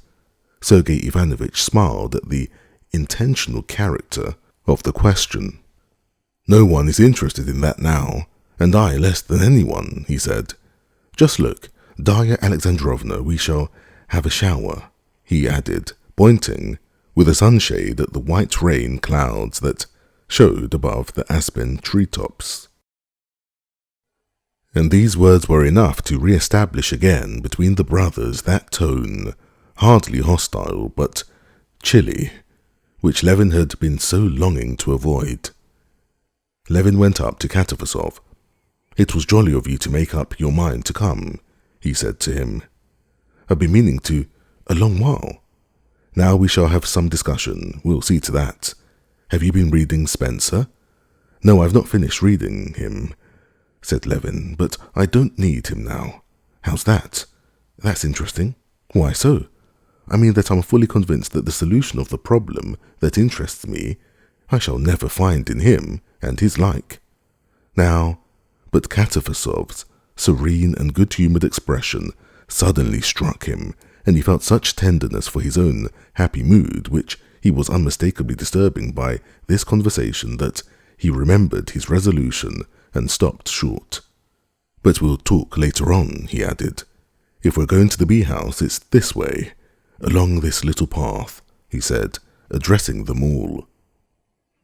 Going along the narrow path to a little uncut meadow covered on one side with thick clumps of brilliant heart's ease, among which stood up here and there tall, dark green tufts of hellebore. Levin settled his guests in the dense, cool shade of the young aspens on the bench and some stumps purposely put there for visitors to the bee-house who might be afraid of the bees, and he went off himself to the hut to get bread, cucumbers, and fresh honey to regale them with. Trying to make his movements as deliberate as possible, and listening to the bees that buzzed more and more frequently past him, he walked along the little path to the hut. In the very entry, one bee hummed angrily, caught in his beard, but he carefully extricated it. Going into the shady outer room, he took down from the wall his veil that hung on a peg, and putting it on, and thrusting his hand into his pocket, he went into the fenced-in bee garden, where there stood in the midst of a closely mown space in regular rows, fastened with bast on posts, all the hives he knew so well, the old stocks, each with its own history, and along the fences the younger swarms hived that year. In front of the openings of the hives, it made his eyes giddy to watch the bees and drones whirling round and round about the same spot, while among them the working bees flew in and out with spoils or in search of them, always in the same direction, into the wood, to the flowering lime trees, and back to the hives. His ears were filled with the incessant hum in various notes, now the busy hum of the working bee flying quickly off, then the blaring of the lazy drone, and the excited buzz of the bees on guard, protecting their property from the enemy and preparing to sting. On the farther side of the fence, the old beekeeper was shaving a hoop for a tub, and he did not see Levin. Levin stood still in the midst of the beehives and did not call him. He was glad of a chance to be alone to recover from the influence of ordinary actual life, which had already depressed his happy mood. He thought that he had already had time to lose his temper with Ivan, to show coolness to his brother, and to talk flippantly with Katavasov. Can it have been only a momentary mood, and will it pass to leave no trace? He thought. But the same instant, going back to his mood, he felt with delight that something new and important had happened to him. Real life had only for a time overcast the spiritual peace he had found, but it was still untouched within him. Just as the bees, whirling round him, now menacing him and distracting his attention, prevented him from enjoying complete physical peace, forced him to restrain his movements to avoid them, so had the petty cares that had swarmed about him from the moment he got into the trap restricted his spiritual freedom, but that lasted only so long as he was among them. Just as his bodily strength was still unaffected, in spite of the bees, so too was the spiritual strength that he had just become aware of. Chapter 15. Do you know Kostya, with whom Sergei Ivanovich travelled on his way here? Said Dolly, doling out cucumbers and honey to the children. With Vronsky.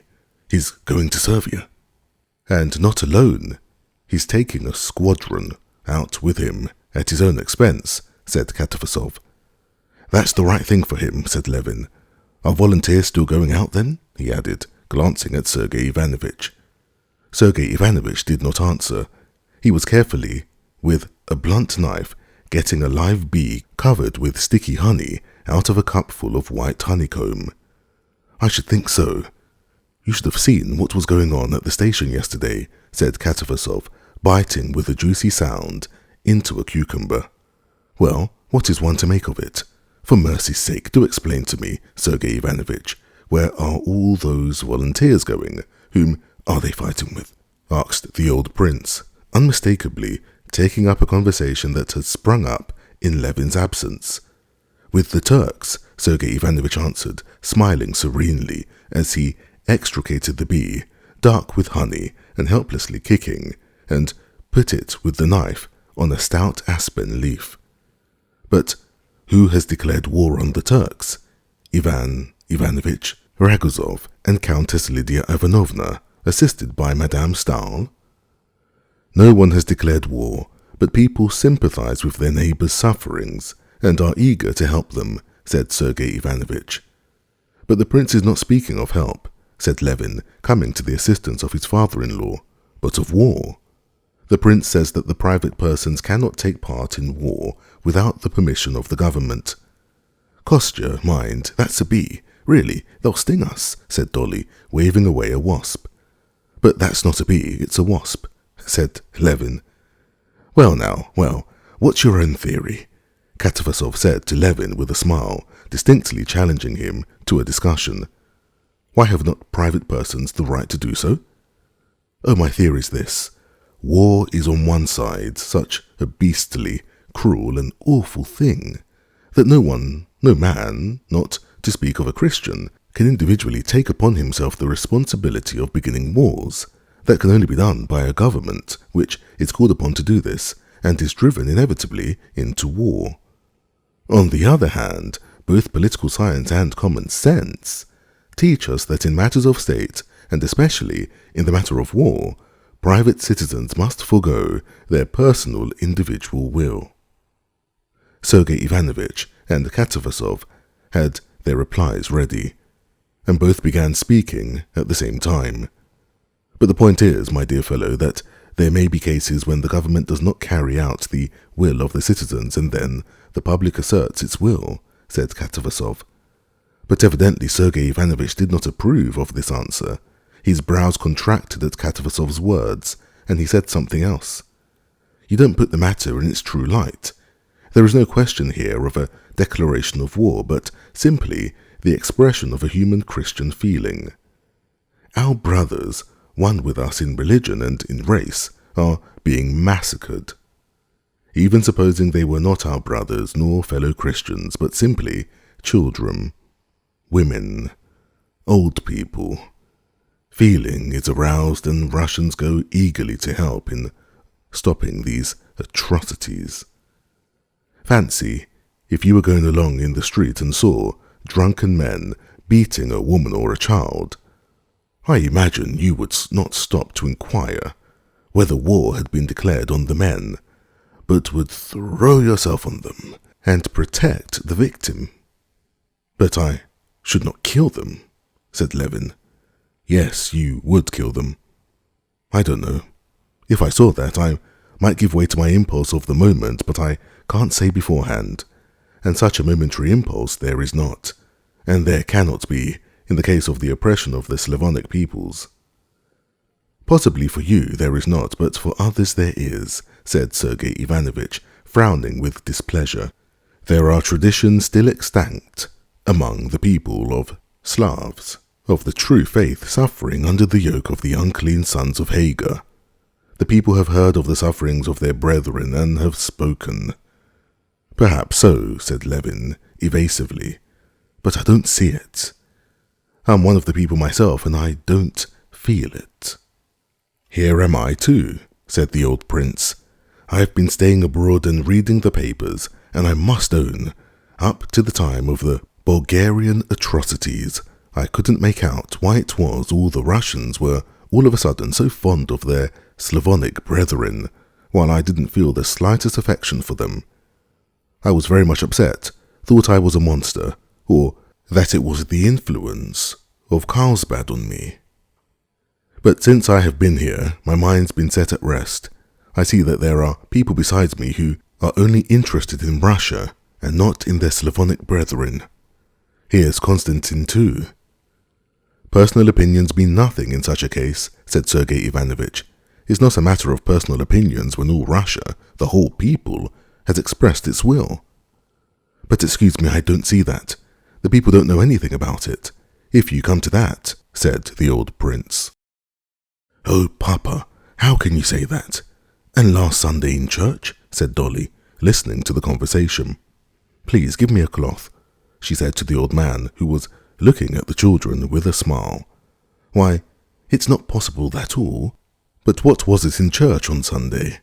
The priest had been told to read that. He read it. They didn't understand a word of it. Then they were told that there was to be a collection for a pious object in church. Well, they pulled out their halfpence and gave them, but what for they couldn't say.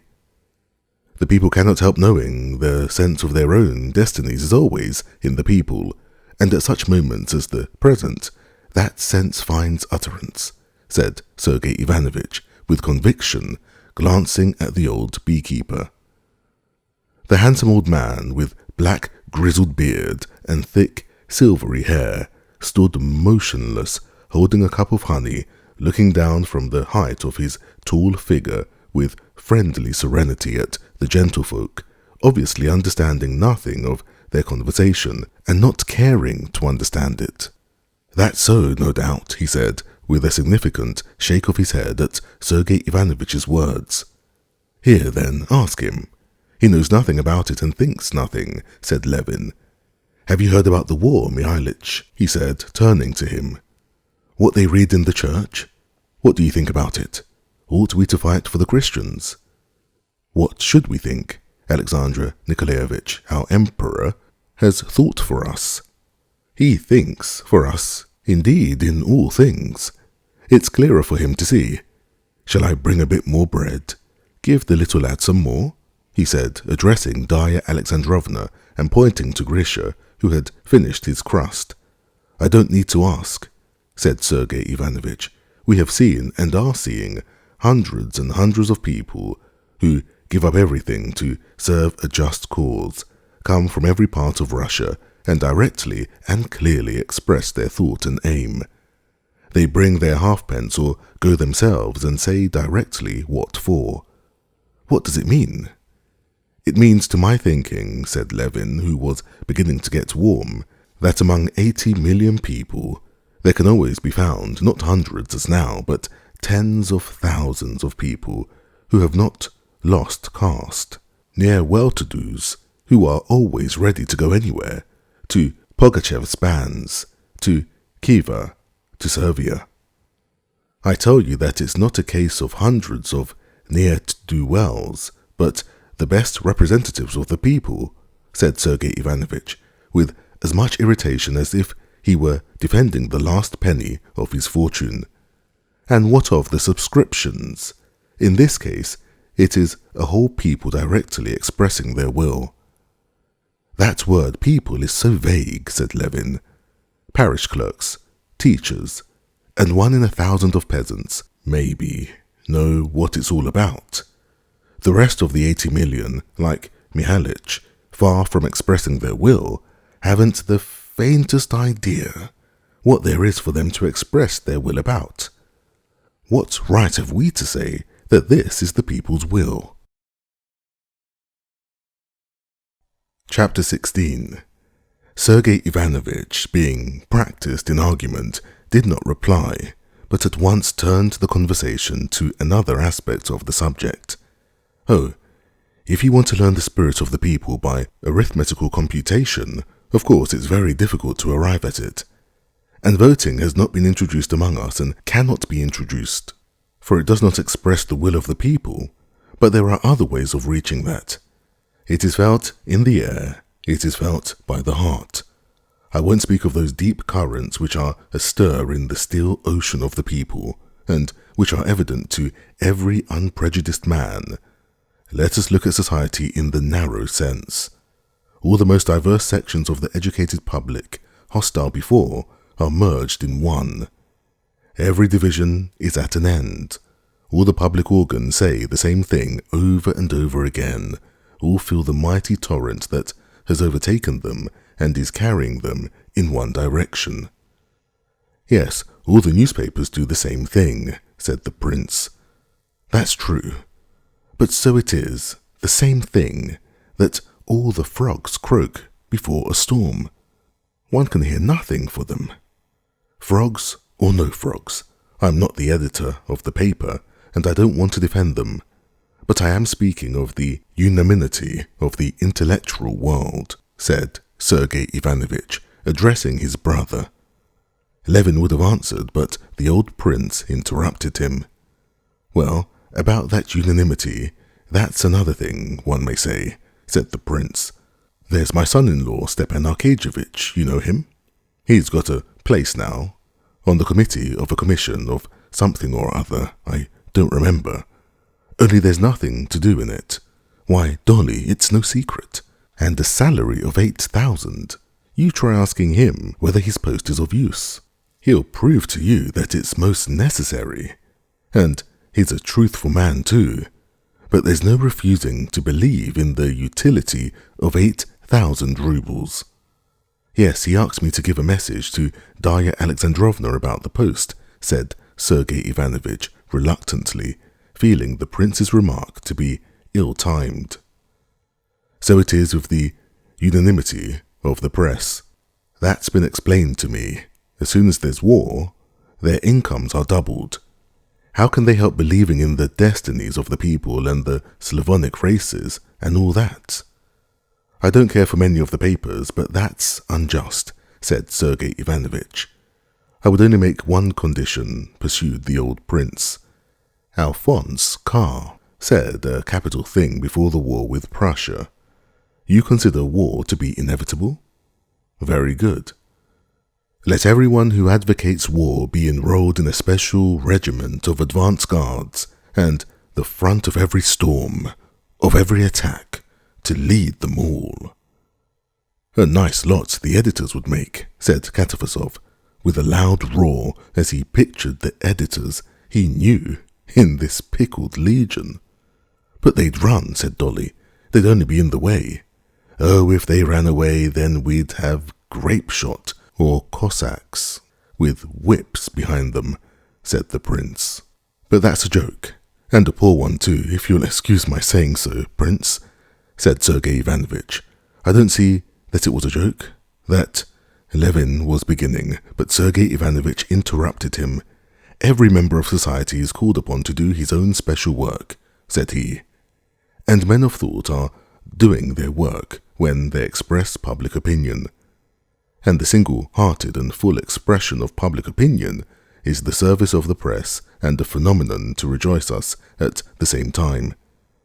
20 years ago we should have been silent, but now we have heard the voice of the Russian people, which is ready to rise as one man and ready to sacrifice itself for its oppressed brethren. That is the great step and a proof of strength. But it's not only making a sacrifice, but killing Turks, said Levin timidly. The people make sacrifices and are ready to make sacrifices for their soul, but not for murder, he added, instinctively connecting the conversation with the ideas that had been absorbing his mind. For their soul? That's a most puzzling expression for a natural science man. Do you understand? What sort of thing is the soul? Said Katavasov, smiling. Oh, you know. No, my God, I haven't the faintest idea, said Katavasov in a loud roar of laughter. I bring not peace but a sword, says Christ, Sergei Ivanovich rejoined for his part, quoting as simply as though it were the easiest thing to understand, the very passage that had always puzzled Levin most.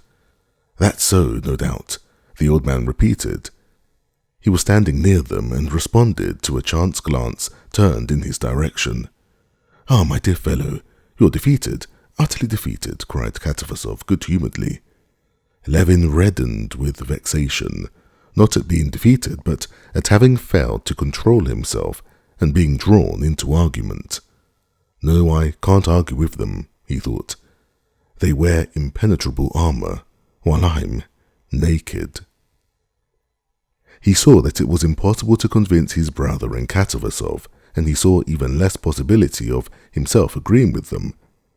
What they advocated was the very pride of intellect that had almost been his ruin. He could not admit that some dozens of men, among them his brother, had the right, on the ground of what they were told by some hundreds of glib volunteers swarming to the capital, to say that they and the newspapers were expressing the will and feeling of the people, and the feeling which was expressed in vengeance and murder. He could not admit this because he neither saw the expression of such feelings in the people among whom he was living, nor found them in himself, and he could not but consider himself one of the persons making up the Russian people, and most of all because he, like the people, did not know and could not know what is for the general good, though he knew beyond a doubt that this general good could be attained only by the strict observance of that law of right and wrong, which has been revealed to every man, and therefore he could not wish for war or advocate war for any general objects whatever. He said, as Mihalich did, and the people who had expressed their feeling in the traditional invitations of the Variage, "Be princes and rule over us. Gladly we promise complete submission. All the labour, all humiliations, all sacrifices we take upon ourselves, but we will not judge and decide." And now, according to Sergei Ivanovich's account, the people had forgone this privilege they had bought at such a costly price. He wanted to say too that if public opinion were an infallible guide, then why were not the revolutions and the Commune as lawful as the movement in favour of the Slavonic peoples? But these were merely thoughts that could settle nothing. One thing could be seen beyond doubt. That was that at the actual moment the discussion was irritating Sergei Ivanovich, and so it was wrong to continue it. And Levin ceased speaking and then called the attention of his guests to the fact that the storm clouds were gathering and that they had better be going home before it rained. Chapter 17. The old prince and Sergei Ivanovich got into the trap and drove off. The rest of the party hastened homewards on foot. But the storm clouds, turning white and then black, moved down so quickly that they had to quicken their pace to get home before the rain. The foremost clouds, lowering and black as soot-laden smoke, rushed with extraordinary swiftness over the sky. They were still 200 paces from home, and a gust of wind had already blown up, and every second the downpour might be looked for. The children ran ahead with frightened and gleeful shrieks. Darya Alexandrovna, struggling painfully with her skirts that clung round her legs, was not walking but running, with her eyes fixed on the children. The men of the party, holding their hats on, strode with long steps beside her. They were just at the steps when a big drop fell splashing on the edge of the iron guttering. The children and their elders, after them, ran into the shelter of the house, talking merrily. "Katerina Alexandrovna?" Levin asked of Agafea Mihailovna, who met them with kerchiefs and rugs in the hall. "We thought she was with you," she said. "And Mitya?" "In the copse, he must be, and the nurse with him." Levin snatched up the rugs and ran towards the copse. In that brief interval of time, the storm clouds had moved on, covering the sun so completely that it was dark as an eclipse. Stubbornly, as though insisting on its rights, the wind stopped Levin, and tearing the leaves and flowers off the lime trees and stripping the white birch branches into strange unseemly nakedness, it twisted everything on one side: acacias, flowers, burdocks, long grass, and tall tree-tops.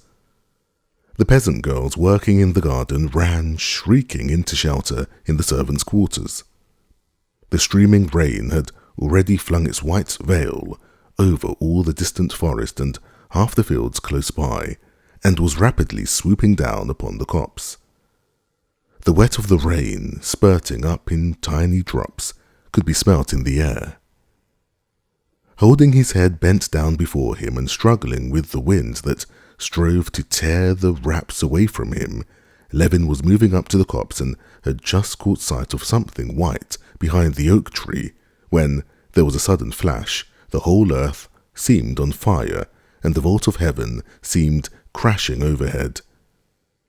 Opening his blinded eyes, Levin gazed through the thick veil of rain that separated him now from the copse, and to his horror, the first thing he saw was the green crest of the familiar oak tree in the middle of the copse, uncannily changing its position.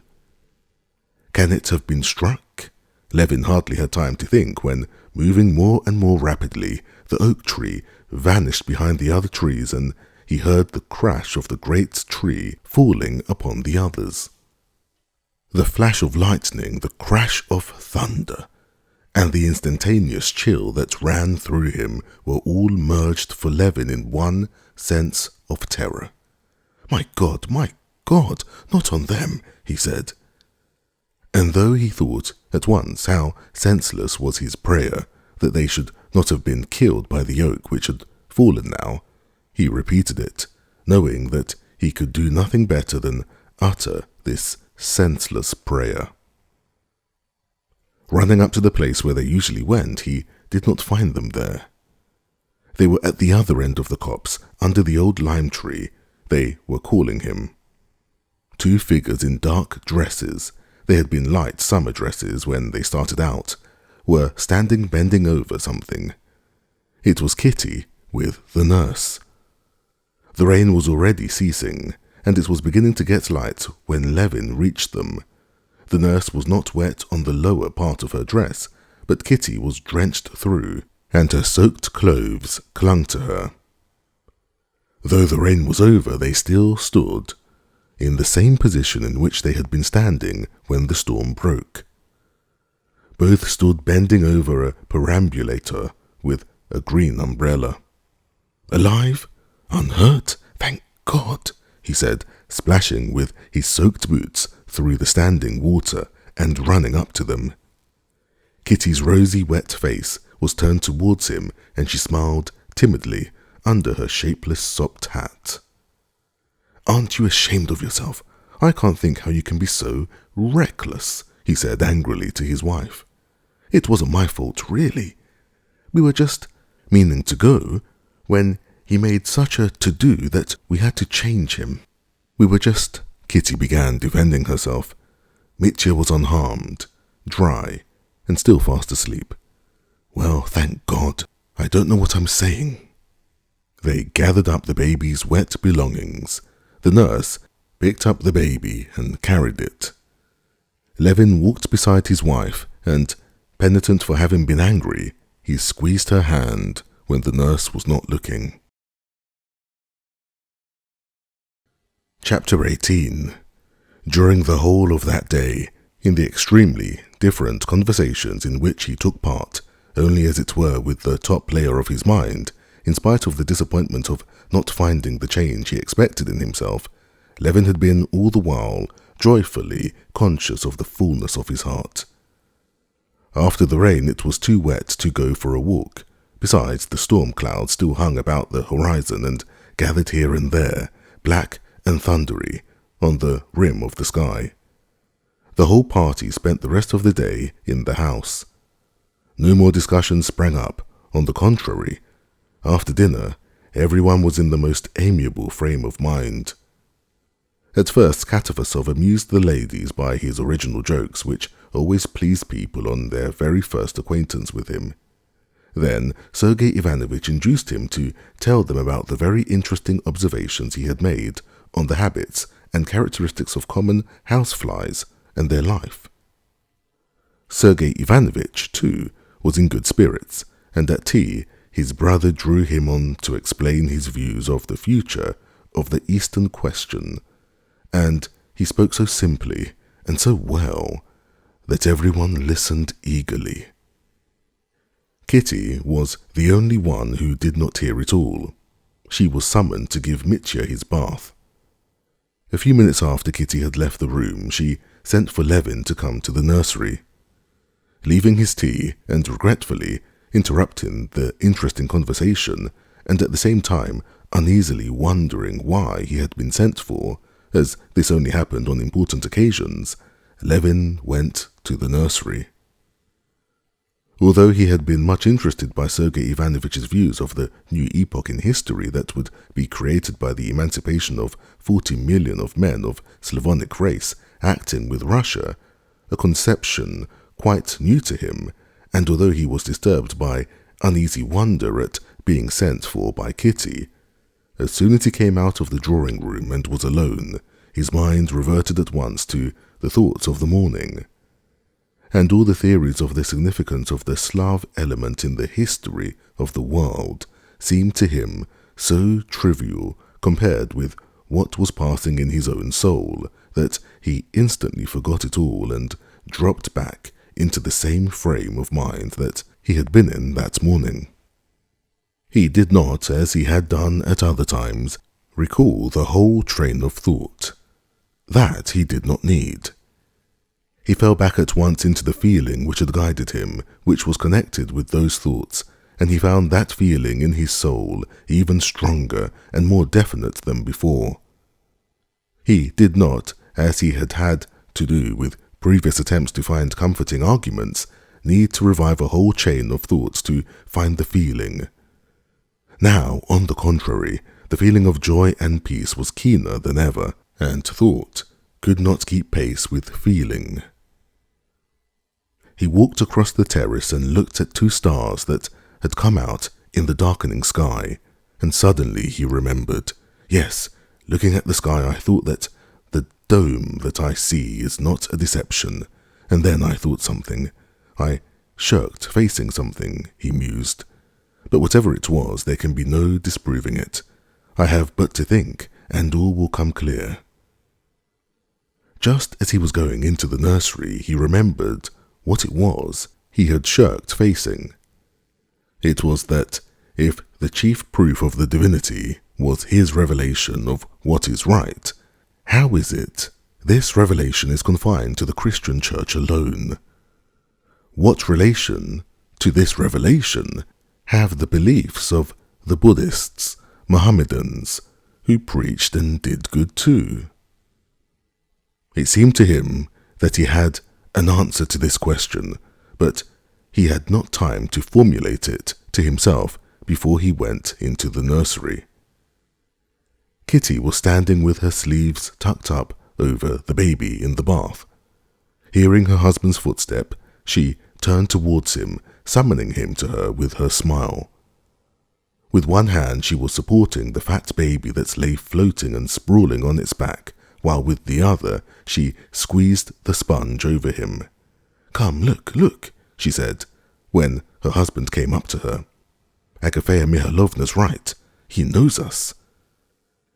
Mitya had on that day given unmistakable, incontestable signs of recognizing all his friends. As soon as Levin approached the bath, the experiment was tried, and it was completely successful. The cook, sent for with this object, bent over the baby. He frowned and shook his head disapprovingly. Kitty bent down to him. He gave her a beaming smile, propped his little hands on the sponge and chirruped, making such a queer little contented sound with his lips that Kitty and the nurse were not alone in their admiration. Levin, too, was surprised and delighted. The baby was taken out of the bath, drenched with water, wrapped in towels, dried, and after a piercing scream, handed to his mother. "Well, I am glad you are beginning to love him," said Kitty to her husband, when she had settled herself comfortably in her usual place, and the baby at her breast. "I am so glad. It had begun to distress me. You said you had no feeling for him." "No, did I say that? I only said I was disappointed." "What? Disappointed in him?" "Not disappointed in him, but in my own feeling. I had expected more. I had expected a rush of new delightful emotion to come as a surprise. And then, instead of that, disgust, pity." She listened attentively, looking at him over the baby, while she put back on her slender fingers the rings she had taken off while giving Mitya his bath. And most of all, at there being far more apprehension and pity than pleasure. Today, after that fright during the storm, I understand how I love him. Kitty's smile was radiant. "Were you very much frightened?" she said. "So was I too, but I feel it more now that it's over. I'm going to look at the oak. How nice Katafasov is, and what a happy day we've had all together. And you're so nice with Sergei Ivanovich when you care to be. Well, go back to them. It's always so hot and steamy here after the bath." Chapter 19. Going out of the nursery and being alone again, Levin went back at once to the thought in which there was something not clear. Instead of going into the drawing room, where he heard voices, he stopped on the terrace and, leaning his elbows on the parapet, he gazed up at the sky. It was quite dark now, and in the south, where he was looking, there were no clouds. The storm had drifted on to the opposite side of the sky, and there were flashes of lightning and distant thunder from that quarter. Levin listened to the monotonous drip from the lime trees in the garden and looked at the triangle of stars he knew so well, and the Milky Way with its branches that ran through its mists. At each flash of lightning, the Milky Way and even the bright stars vanished, but as soon as the lightning died away, they reappeared in their places as though some hand had flung them back with careful aim. "Well, what is it that perplexes me?" Levin said to himself, feeling beforehand that the solution of his difficulties was ready in his soul, though he did not know it yet. Yes, the one unmistakable, incontestable manifestation of the divinity is the law of right and wrong, which has come into the world by revelation, and which I feel in myself, and in the recognition of which I don't make myself, but whether I will or not, I am made one with other men in one body of believers, which is called the Church. Well, but the Jews, the Mohammedans, the Confucians, the Buddhists, what of them? He put to himself the question he had feared to face. Can these hundreds of millions of men be deprived of that highest blessing without which life has no meaning? He pondered a moment, but immediately corrected himself. But what am I questioning? He said to himself. I am questioning the relation to divinity of all the different religions of all mankind. I am questioning the universal manifestation of God to all the world with all those misty blurs. What am I about? To me, individually, to my heart, has been revealed a knowledge beyond all doubt, and unattainable by reason, and here I am obstinately trying to express that knowledge in reason and words. Don't I know that the stars don't move? He asked himself, gazing at the bright planet which had shifted its position up to the topmost twig of the birch tree. But looking at the movements of the stars, I can't picture to myself the rotation of the earth. And I'm right in saying that the stars move. And could the astronomers have understood and calculated anything if they had taken into account all the complicated and varied motions of the earth? All the marvelous conclusions they have reached about the distances, weights, movements, and deflections of the heavenly bodies are only founded on the apparent motions of the heavenly bodies about a stationary earth. On that very motion I see before me now, which has been so for millions of men during long ages, and was and will be always alike, and can always be trusted. And just as the conclusions of the astronomers would have been vain and uncertain if not founded on observations of the seen heavens in relation to a single meridian and a single horizon, so would my conclusions be vain and uncertain if not founded on that conception of right, which has been and will be always alike for all men, which has been revealed to me as a Christian, and which can always be trusted in my soul. The question of other religions and their relations to divinity I have no right to decide, and no possibility of deciding. "Oh, you haven't gone in then?" he heard Kitty's voice all at once, as she came by the same way to the drawing room. "What is it? You're not worried about anything?" she said, looking intently at his face in the starlight. But she could not have seen his face if a flash of lightning had not hidden the stars and revealed it. In that flash she saw his face distinctly, and seeing him calm and happy, she smiled at him. She understands, he thought. She knows what I'm thinking about. Shall I tell her or not? Yes, I'll tell her. But at that moment, he was about to speak, She began speaking. "Kostya, do something for me," she said. "Go into the corner room and see if they've made it all right for Sergei Ivanovich. I can't very well. See if they've put the new wash stand in it." "Very well, I'll go directly," said Levin, standing up and kissing her. No, I'd better not speak of it, he thought, when she had gone in before him. It is a secret for me alone, of vital importance for me, and not to be put into words. This new feeling has not changed me, has not made me happy and enlightened all of a sudden, as I had dreamed, just like the feeling for my child. There was no surprise in this either. Faith, or not faith, I don't know what it is, but this feeling has come just as imperceptibly through suffering and has taken firm root in my soul. I shall go on in the same way, losing my temper with Ivan, the coachman, falling into angry discussions, expressing my opinions tactlessly. There will be still the same war between the holy of holies of my soul and other people, even my wife. I shall still go on scolding her for my own terror and being remorseful for it. I shall still be as unable to understand with my reason why I pray, and I shall still go on praying.